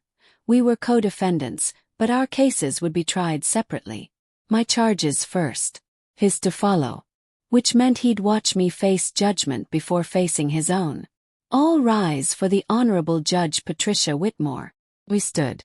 Judge Whitmore swept in 60-something steel-gray hair. Eyes that had seen every lie defense attorneys could conjure. She settled into her chair with the weight of someone who knew this trial would be complicated and ugly and probably disappointing. "Ms. Blackwell."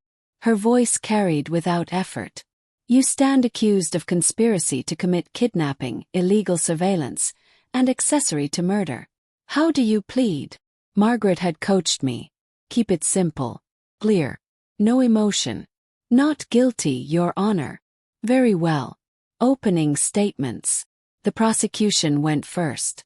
Crown Prosecutor James Hartley was everything defense attorneys feared.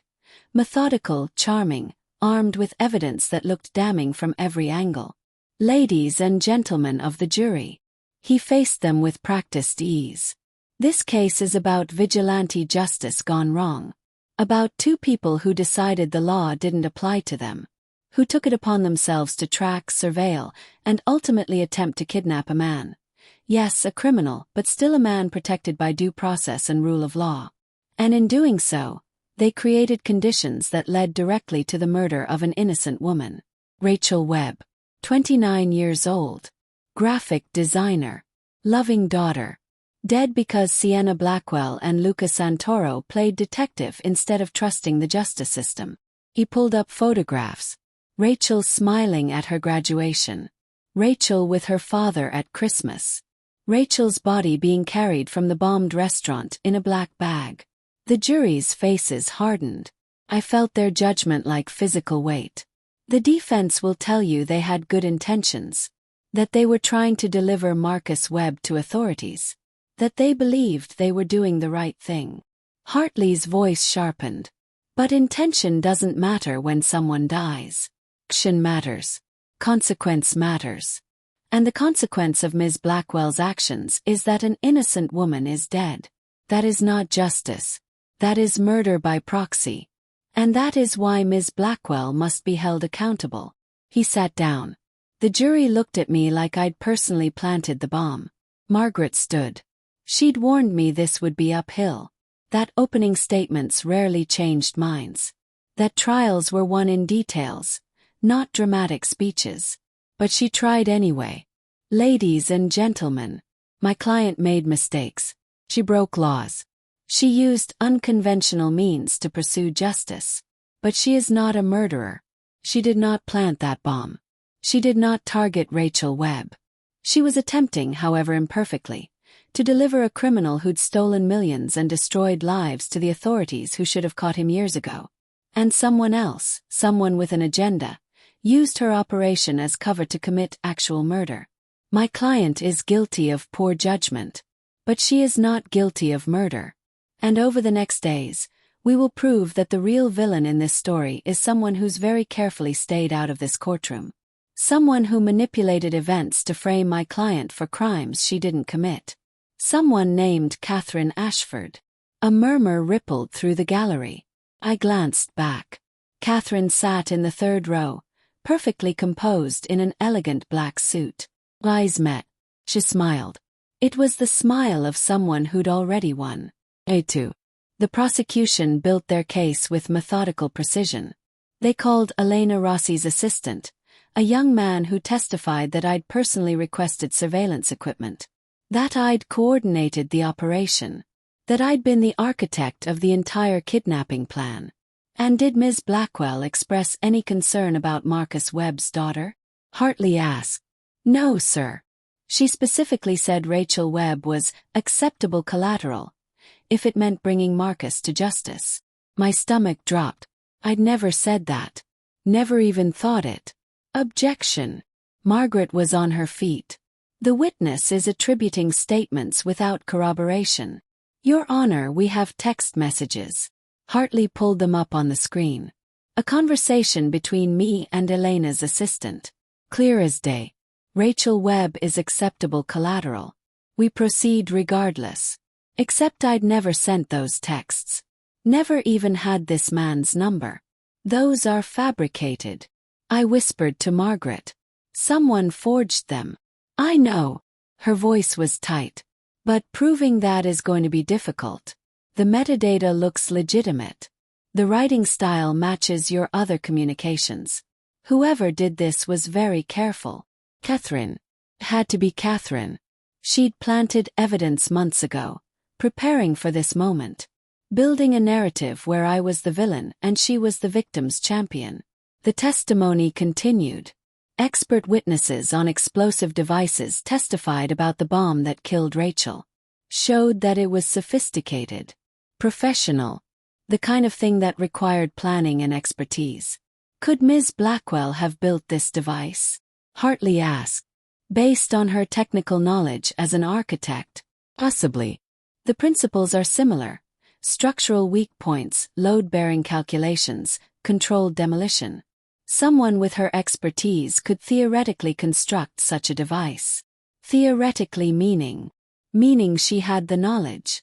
Whether she had the means or opportunity is another question. Not a smoking gun. But enough to make the jury wonder. Day 3. Character witnesses. The prosecution called Marco Donati's wife. The woman I'd met in the hospital. She testified about the Rome collapse. About Luca's company. About the pattern of accidents and near misses. And when you met Ms. Blackwell, what was your impression? Hartley asked. She seemed sincere. Sympathetic. Said her brother had died in a similar accident. That she understood my pain. Sofia Donati's voice shook. But now I wonder if that was true. Or if she was just manipulating me. Using my husband's injury to make herself look innocent while she planned worse crimes. Objection, speculation. Margaret called out. Sustained. The witness will stick to facts. But the damage was done. The jury had seen Sophia's tears. Heard the doubt in her voice.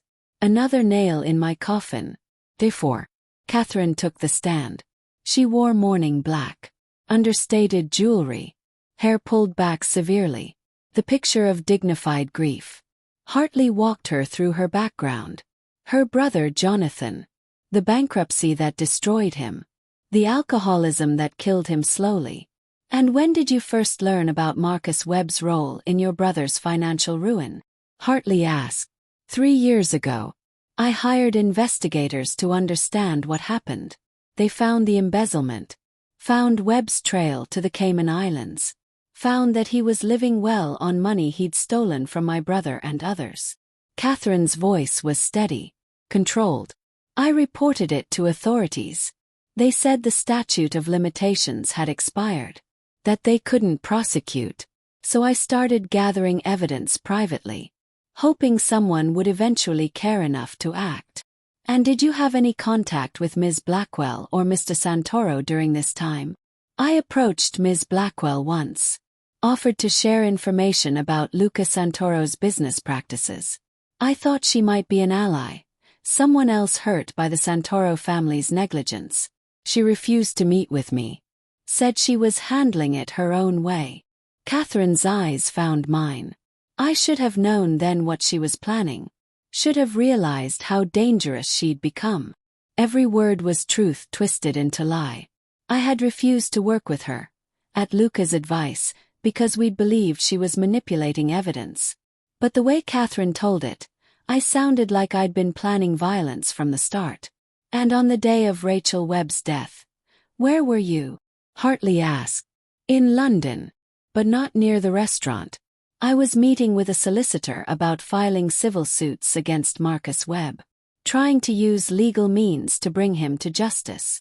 She pulled out documentation. Meeting confirmations. CCTV footage showing her entering a law office 3 miles from the bombing. Time-stamped. Verified. When I heard about the explosion, I was devastated. Rachel was innocent.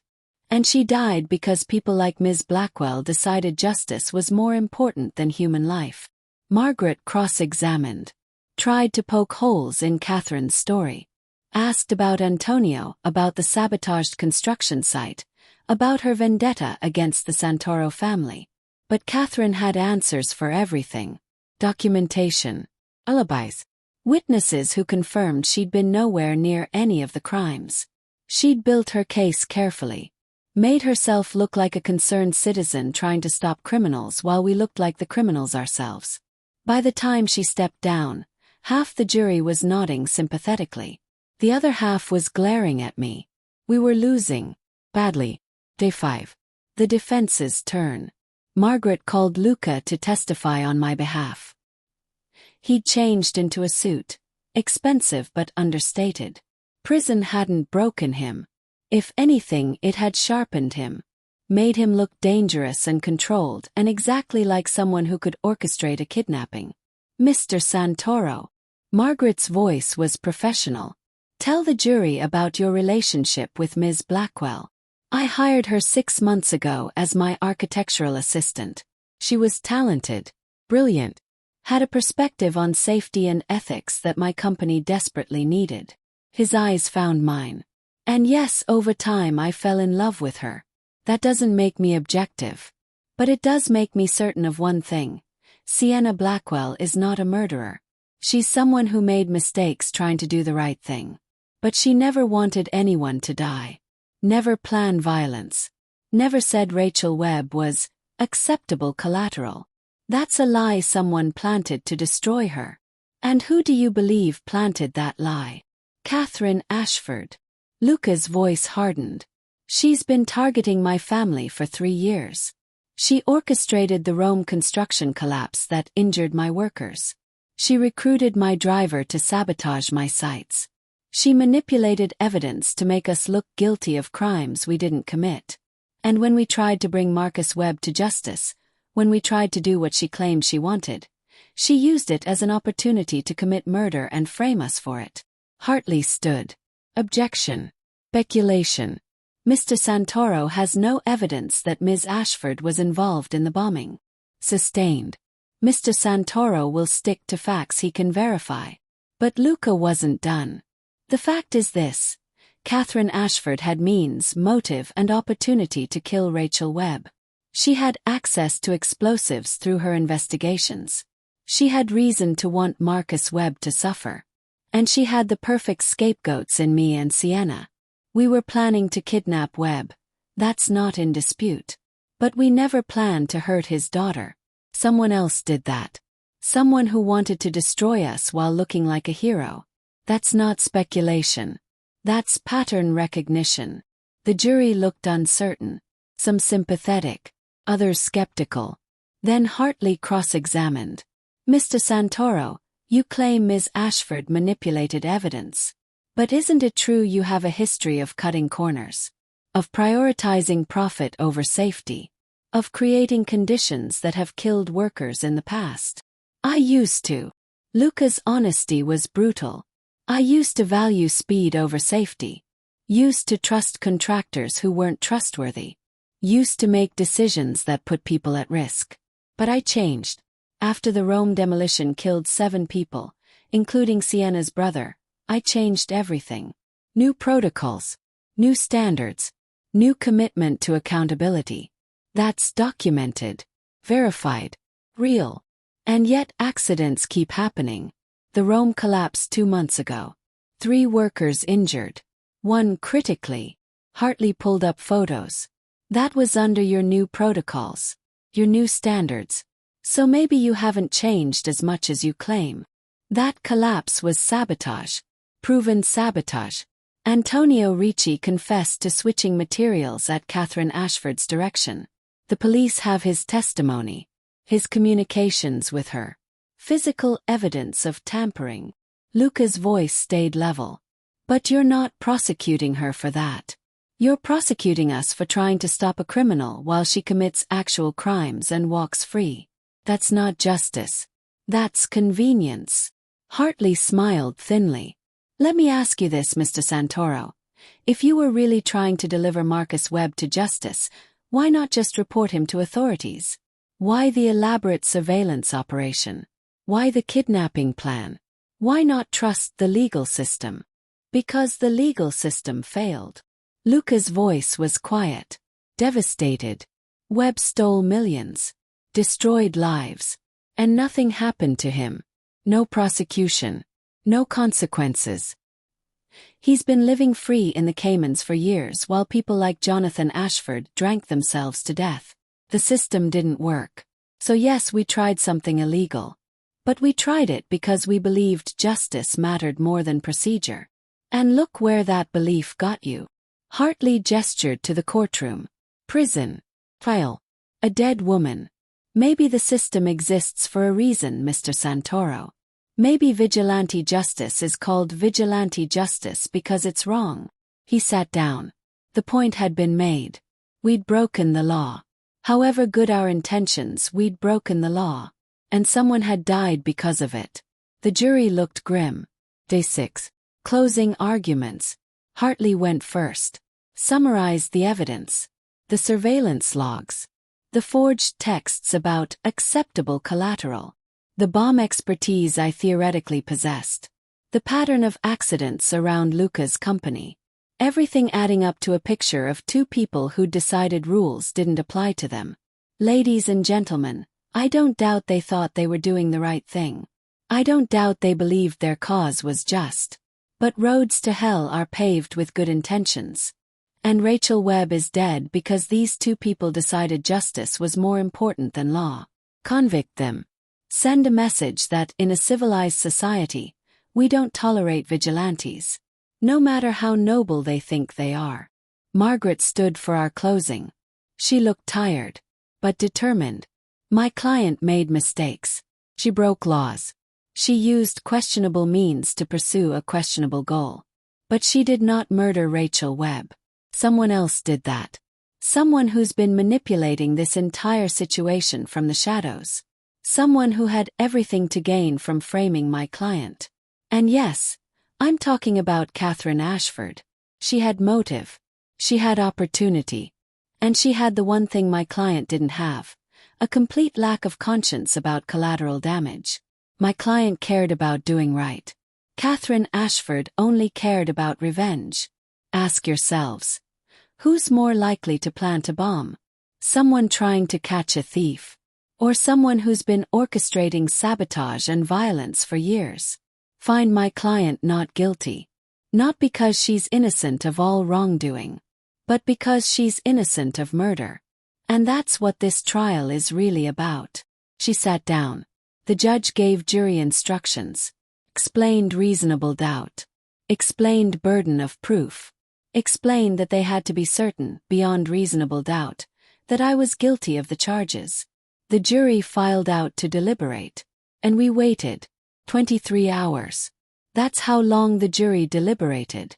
23 hours of me in a holding cell, Luca in another, both of us existing in a space between guilty and not guilty. Between 2 years and 20. Between survival and complete destruction. Margaret visited once. Said the length of deliberation was a good sign. Meant they were taking it seriously. Meant they weren't rushing to convict. Or it meant they were arguing. Half wanting to convict. Half wanting to acquit. Neither side able to convince the other. I didn't sleep. Couldn't. Just lay on the cell cot staring at the ceiling and thinking about faith. About partnership. About the choice Luca and I had made to fight this together. Had it been worth it? Facing 20 years instead of accepting 2. I didn't know yet. 3 p.m. on day 7 they called us back. The courtroom was packed. Media everywhere. Catherine in her customary seat. Luca being led to his table. Our eyes met across the space. He mouthed 3 words, "I love you." I mouthed them back. The jury filed in. I tried to read their faces. Couldn't. They looked exhausted. Conflicted. Human. Has the jury reached a verdict? Judge Whitmore asked. We have, Your Honor. The foreperson, a middle-aged woman who'd been taking notes throughout, stood. Unfolded a paper. On the charge of conspiracy to commit kidnapping. How do you find the defendant? My heart stopped. Margaret's hand found mine under the table. Guilty. The word echoed. Final. Fleming. On the charge of illegal surveillance. How do you find the defendant? Guilty. 2 down. 1 to go. The big one. Murder. On the charge of accessory to murder. How do you find the defendant? The foreperson looked at me. Just for a second. And in her eyes, I saw something I couldn't name. Not guilty. The courtroom erupted. Not guilty. I wasn't a murderer. Wasn't responsible for Rachel Webb's death. The jury had seen through Catherine's manipulation. Had recognized that someone else had planted that bomb. That I'd been guilty of bad judgment but not murder. Judge Whitmore banged her gavel. Order. I will have order. The noise subsided. But I was shaking. Couldn't stop shaking. Guilty of conspiracy. Guilty of surveillance. But not guilty of the thing that would have buried me for 20 years. Ms. Blackwell. Judge Whitmore's voice cut through my shock. The jury has found you guilty on 2 counts and not guilty on 1. Sentencing will be scheduled for next week. Until then, you remain in custody. Bailiff, remove the defendant. As they led me away, I looked back at Luca. He was smiling. Actually smiling. Despite knowing his trial would start tomorrow. Despite facing the same charges. Despite everything. Because we'd won the part that mattered. We weren't murderers. Weren't killers. We're just 2 people who'd made mistakes trying to do something impossible. And sometimes that was enough. That night a guard brought me a message. Just a folded piece of paper with Luca's handwriting. Not guilty of murder. Which means we were right. Catherine is the killer. And if we can prove it before my trial ends, we both walk. I'm working on something. Trust me. One more time. Love you. I held that paper until it was warm and crumpled and probably illegible. One more gamble. One more impossible hope. One more time trusting that partnership meant something. I'd gambled my freedom on faith already. What was one more bet? I closed my eyes and whispered to the darkness. I trust you. Figure it out. Save us both. And somewhere in another cell, I had to believe Luca heard me. Had to believe he was already working on the miracle we needed. Because if there's one thing this trial had taught me, it was that sometimes the impossible happened. Sometimes 12 strangers looked at evidence and chose to believe in reasonable doubt. Sometimes justice, real justice, actually worked. Sometimes. Chapter 8. When Monsters Confess. Luca's trial began on a Monday morning that smelled like rain and endings. I sat in the gallery this time. No longer a defendant. Just a convicted criminal waiting for sentencing. Allowed to watch the man I loved face the same charges I'd barely survived. He looked calm. Calm. Like he knew something the rest of us didn't. Margaret had warned me. His lawyer is advising him to plead out. Take the deal the prosecution offered. 18 months. He serves his time, protects his company, moves on. He won't do that. I'd said it with certainty I didn't entirely feel. Sienna, you were found guilty on 2 counts. The jury set a precedent. They believe you two broke serious laws. Luca's looking at the same verdict. Maybe worse, since he has the history of construction accidents. His lawyer thinks 20 years is likely if he goes to trial. Then we need that miracle he mentioned. I'd held up his note. He said he's working on something. We have to trust that. Faith isn't a legal strategy. It's all we have left. Now, watching Luca sit at the defense table with that too calm expression, I wondered if faith was enough, or if we'd finally run out of impossible luck. The prosecution made their opening statement. Same arguments as my trial. Conspiracy. Kidnapping. Murder by proxy. Luca Santoro as the mastermind who'd orchestrated everything. His lawyer, a sharp woman named Judith Kemp, stood for the defense. Ladies and gentlemen, my client is not a mastermind. He's a man who made mistakes trying to fix broken things. Including himself. She gestured to Luca. Luca Santoro has a complicated history.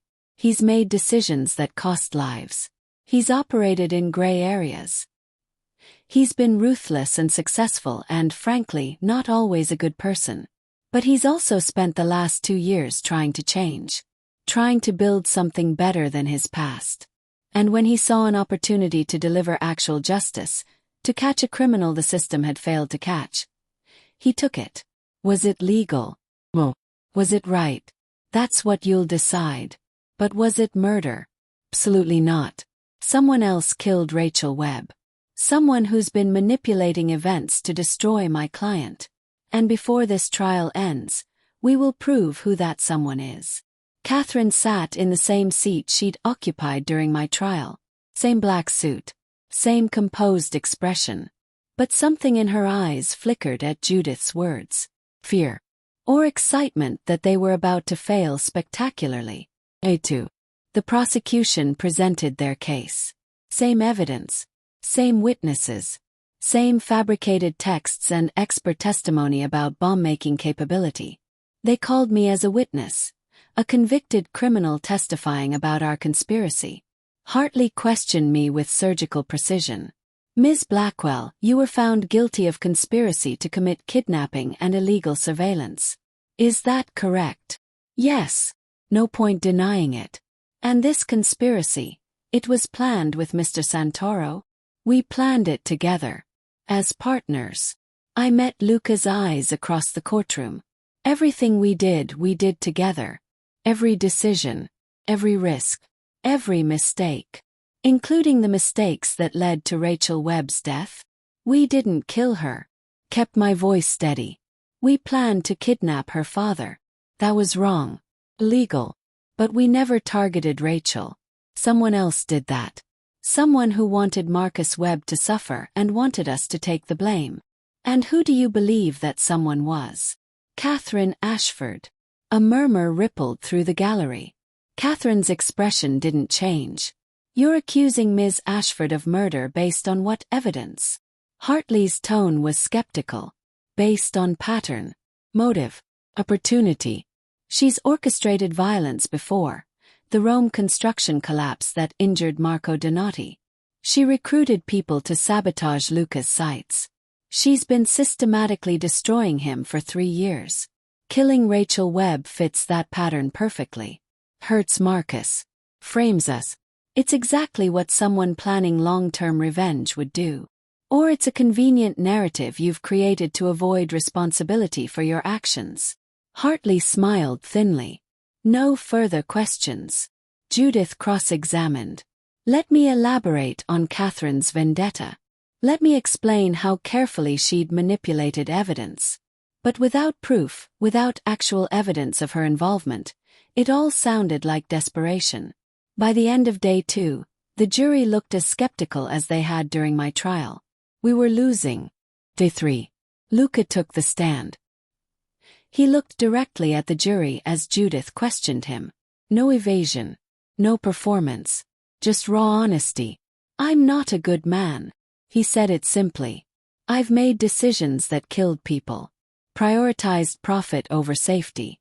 Built an empire on compromises I can't take back. Thomas Blackwell, Sienna's brother, died because I trusted the wrong contractor. Because I pushed timelines that were already aggressive. Because I didn't verify safety measures personally. That's on me. I've accepted that.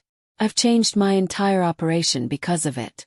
But I can't bring Thomas back. Can't undo the Rome demolition. Can't erase the 7 people who died that day. So you're admitting guilt? Judith asked. I'm admitting responsibility. For those deaths. For my past decisions. For being someone who valued empire over ethics. His eyes found mine. But I'm not admitting to murdering Rachel Webb. I didn't do that. We didn't do that.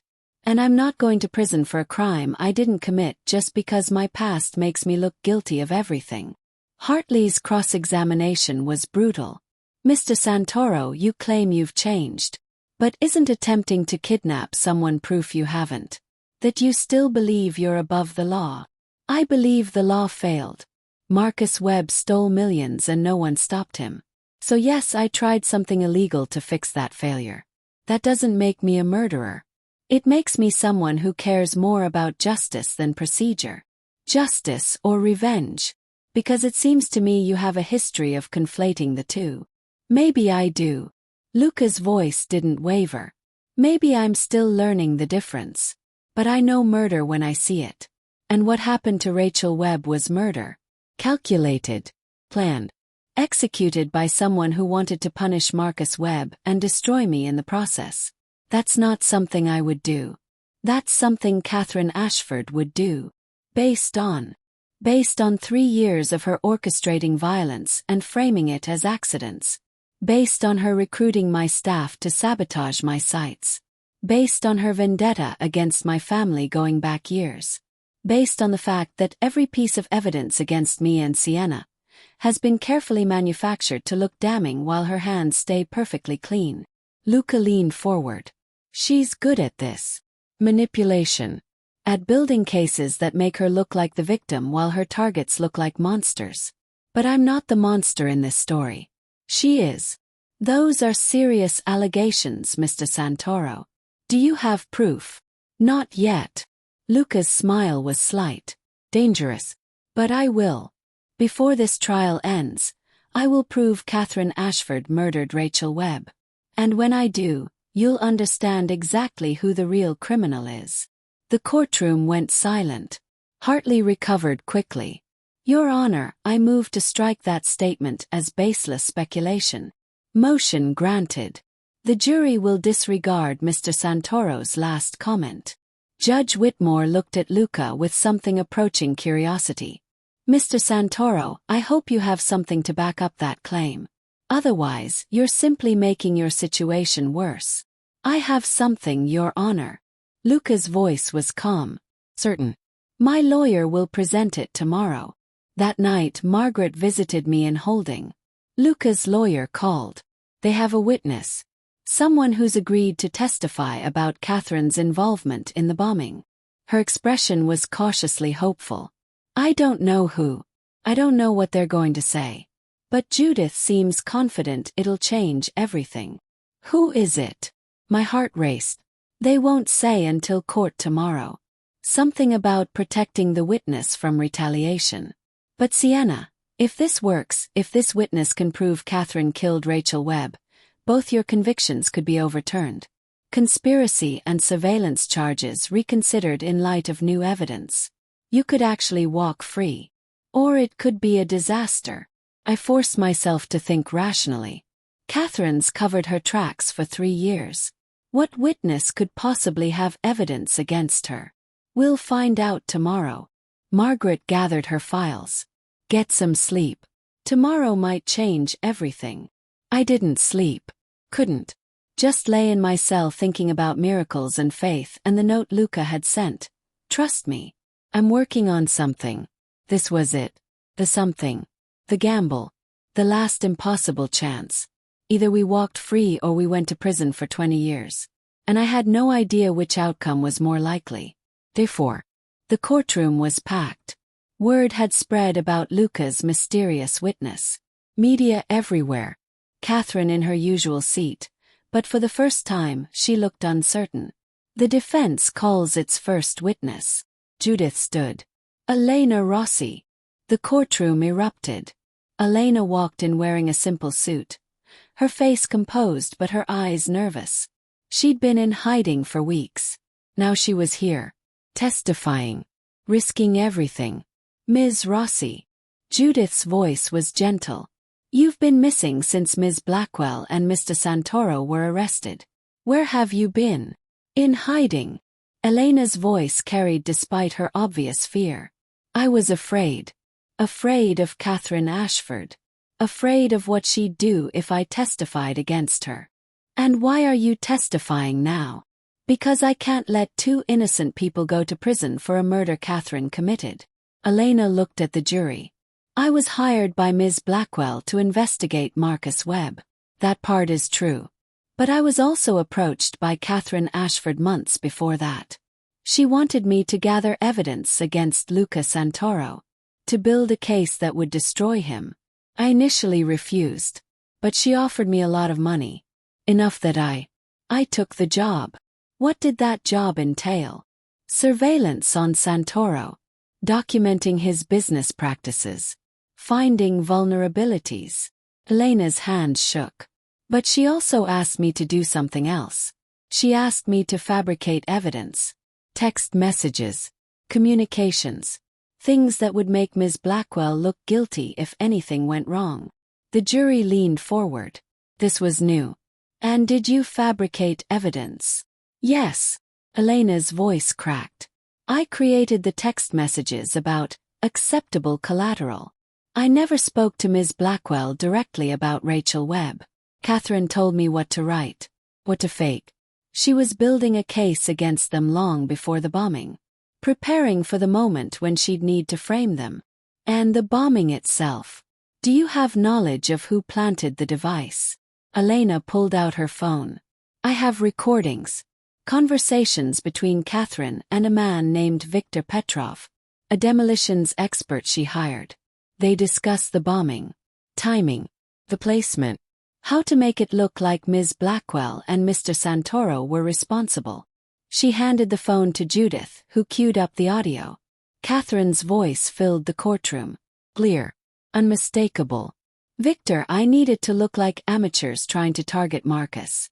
Sloppy but effective. The girl and Santoro will take the fall if we do this right.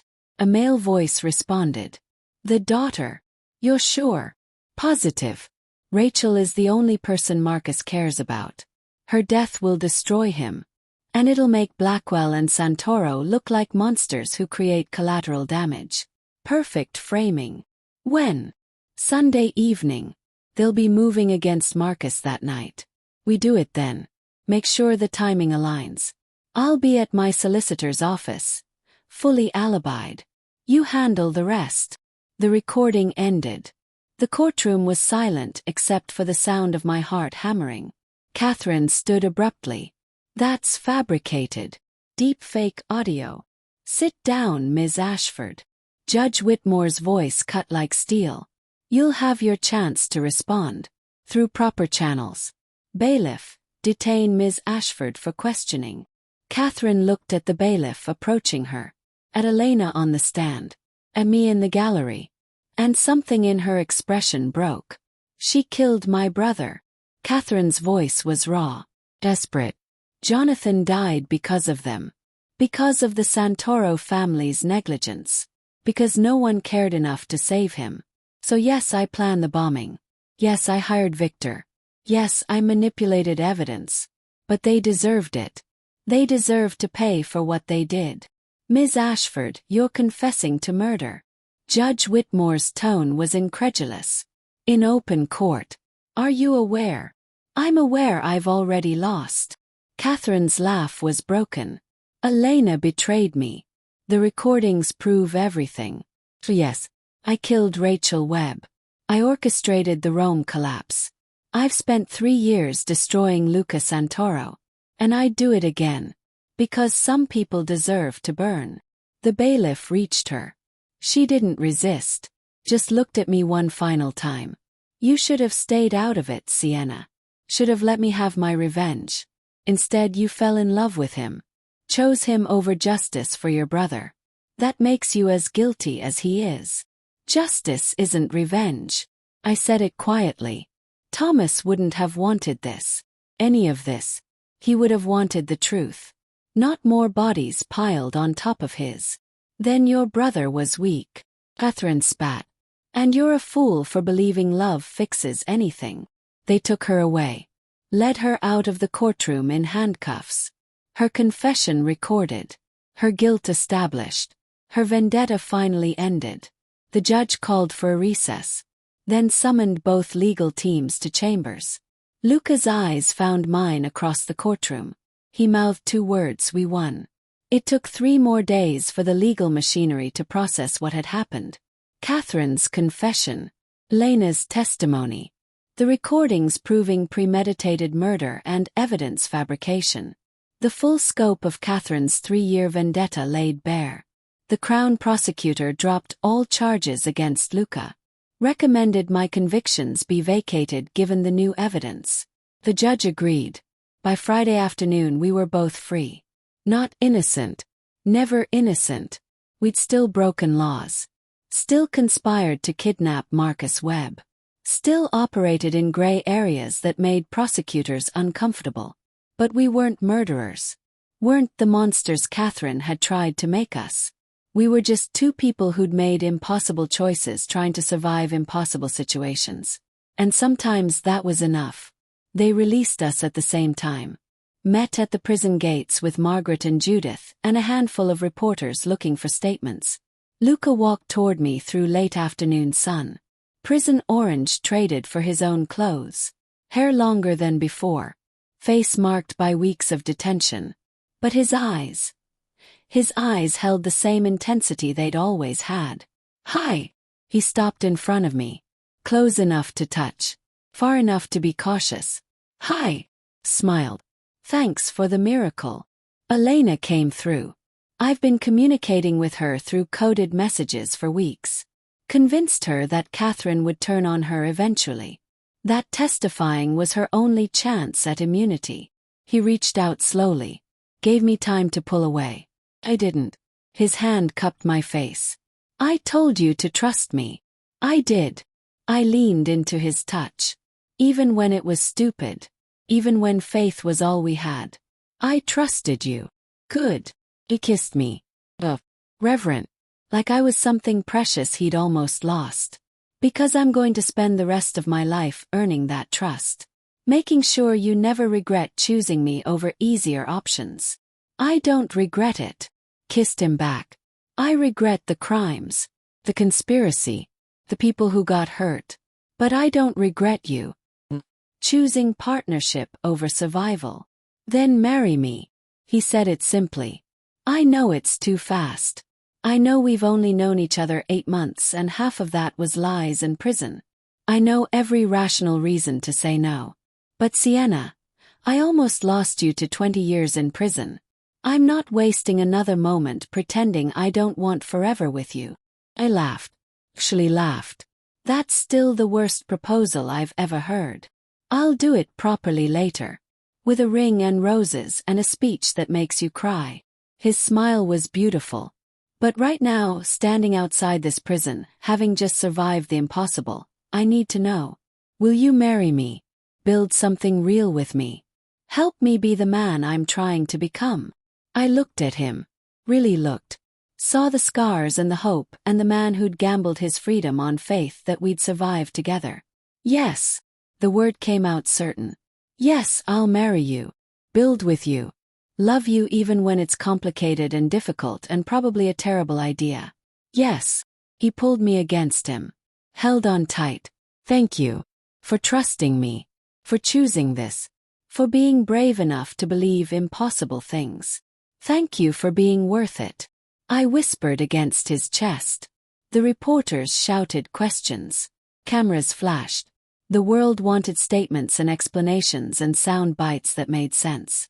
We ignored them. Just stood there holding each other while the sun set over London and our impossible partnership became something real.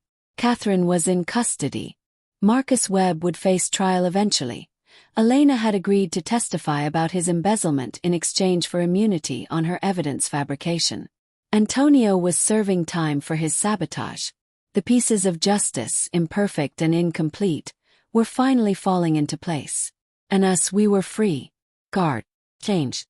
But free. What now? Asked. Now. Luca's hand found mine.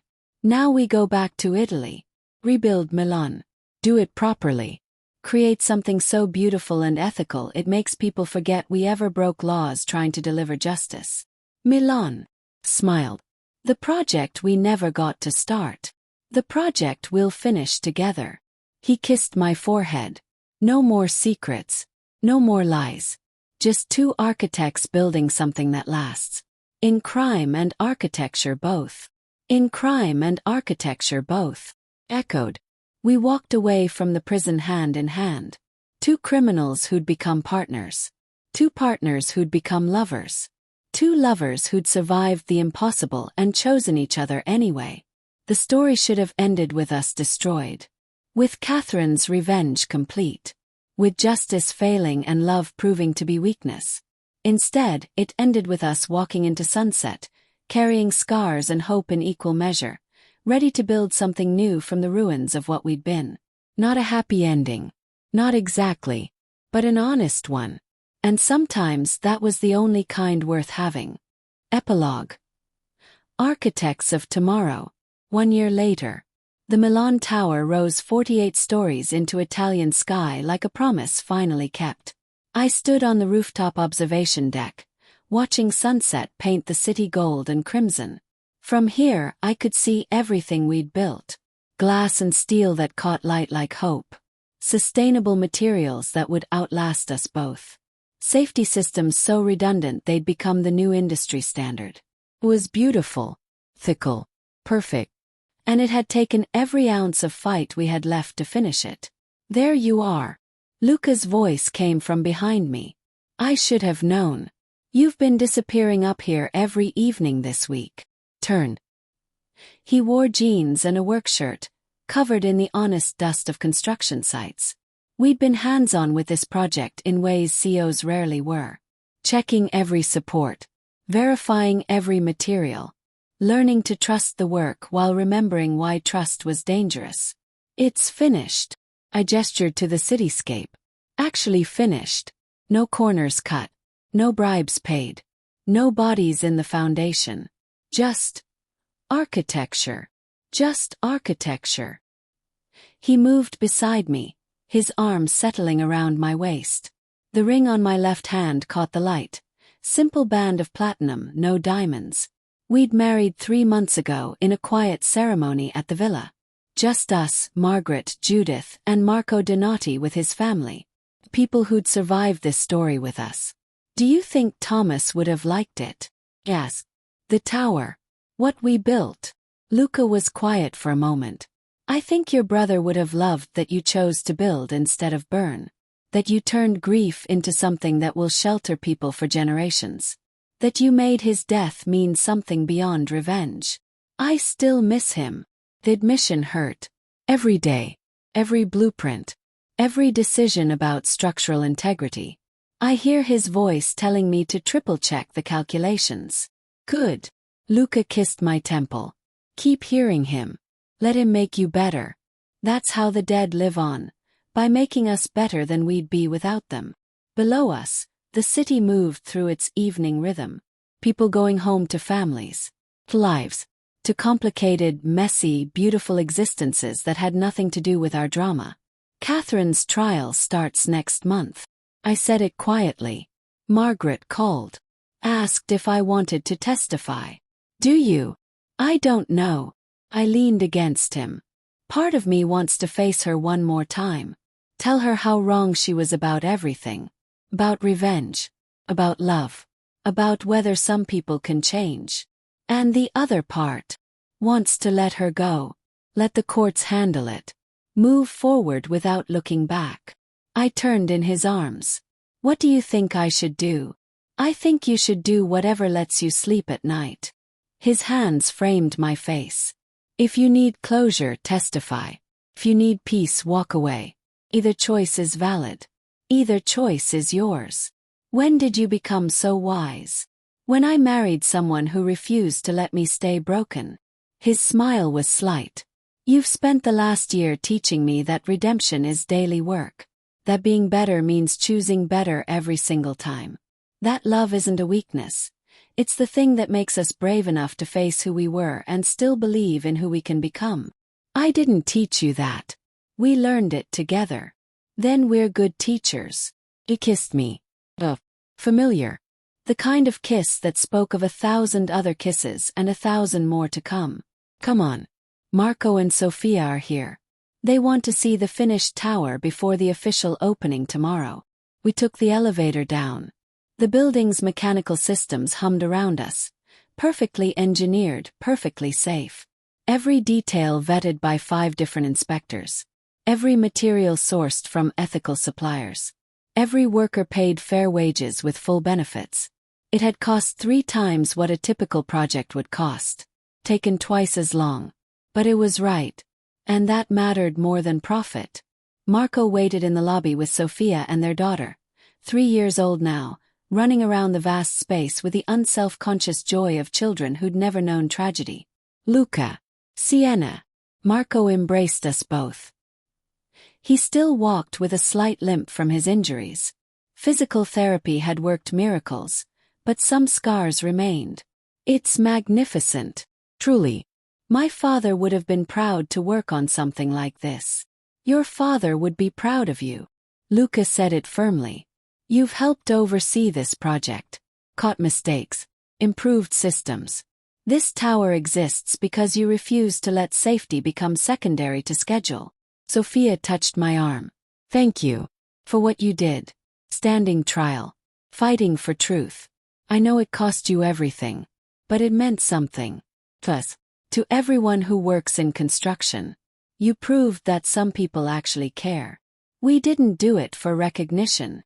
I squeezed her hand. We did it because it was right. And because your husband almost died proving that cutting corners kills people. We owe him. We owe all of them. Marco's daughter tugged on my sleeve. Are you the princess who married the prince? I laughed. No, sweetie. I'm the architect who married another architect. We build buildings together. That's better than princesses. She said it with absolute certainty. Princesses just wait. Builders make things. She's not wrong. Luca grinned.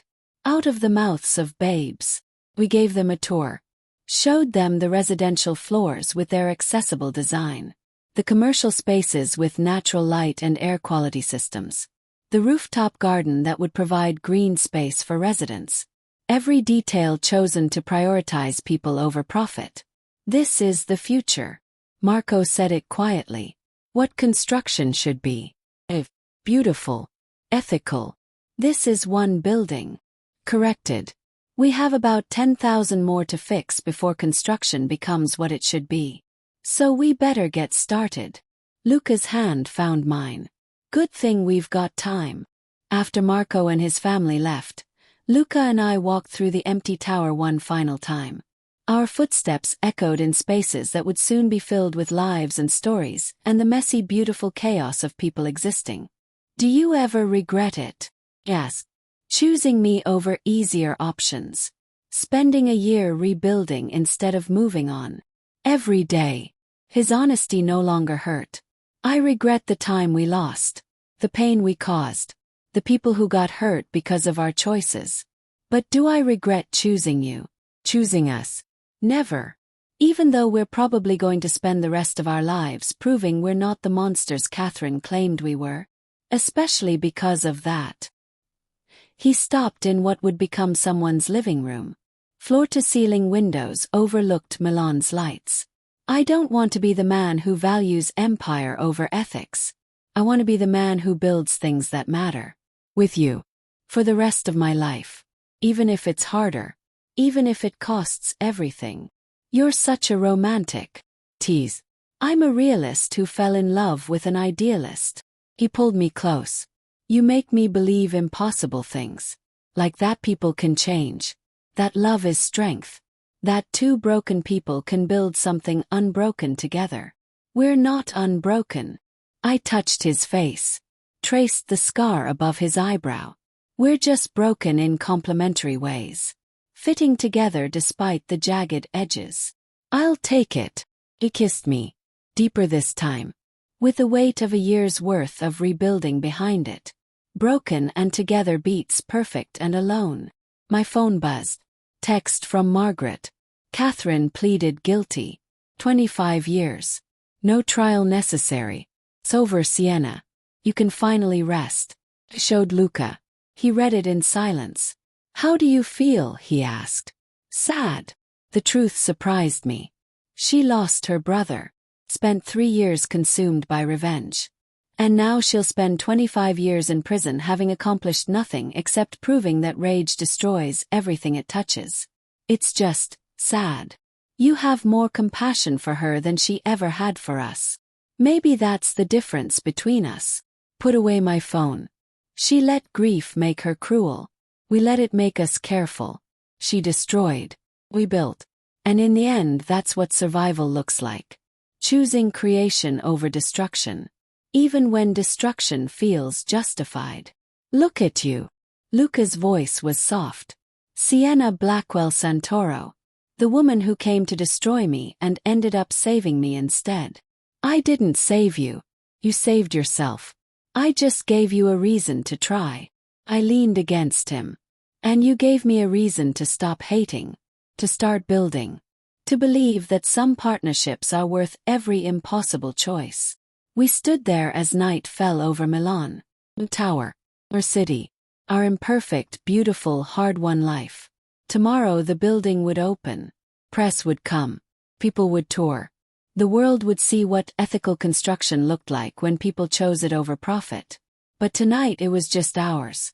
Just two architects standing in the space they'd created. Looking at light and steel and possibility. What do you want to build next? Luca asked. Everything. Smiled. Hospitals. Schools. Affordable housing. Projects that make cities better instead of just more expensive. Buildings that outlast our mistakes and prove that some things are worth doing right even when it's hard. Ambitious. We've survived impossible before. We can do it again. Kissed him. In crime and architecture both. In crime and architecture both. He echoed. The phrase had become our wedding vows. Our partnership motto.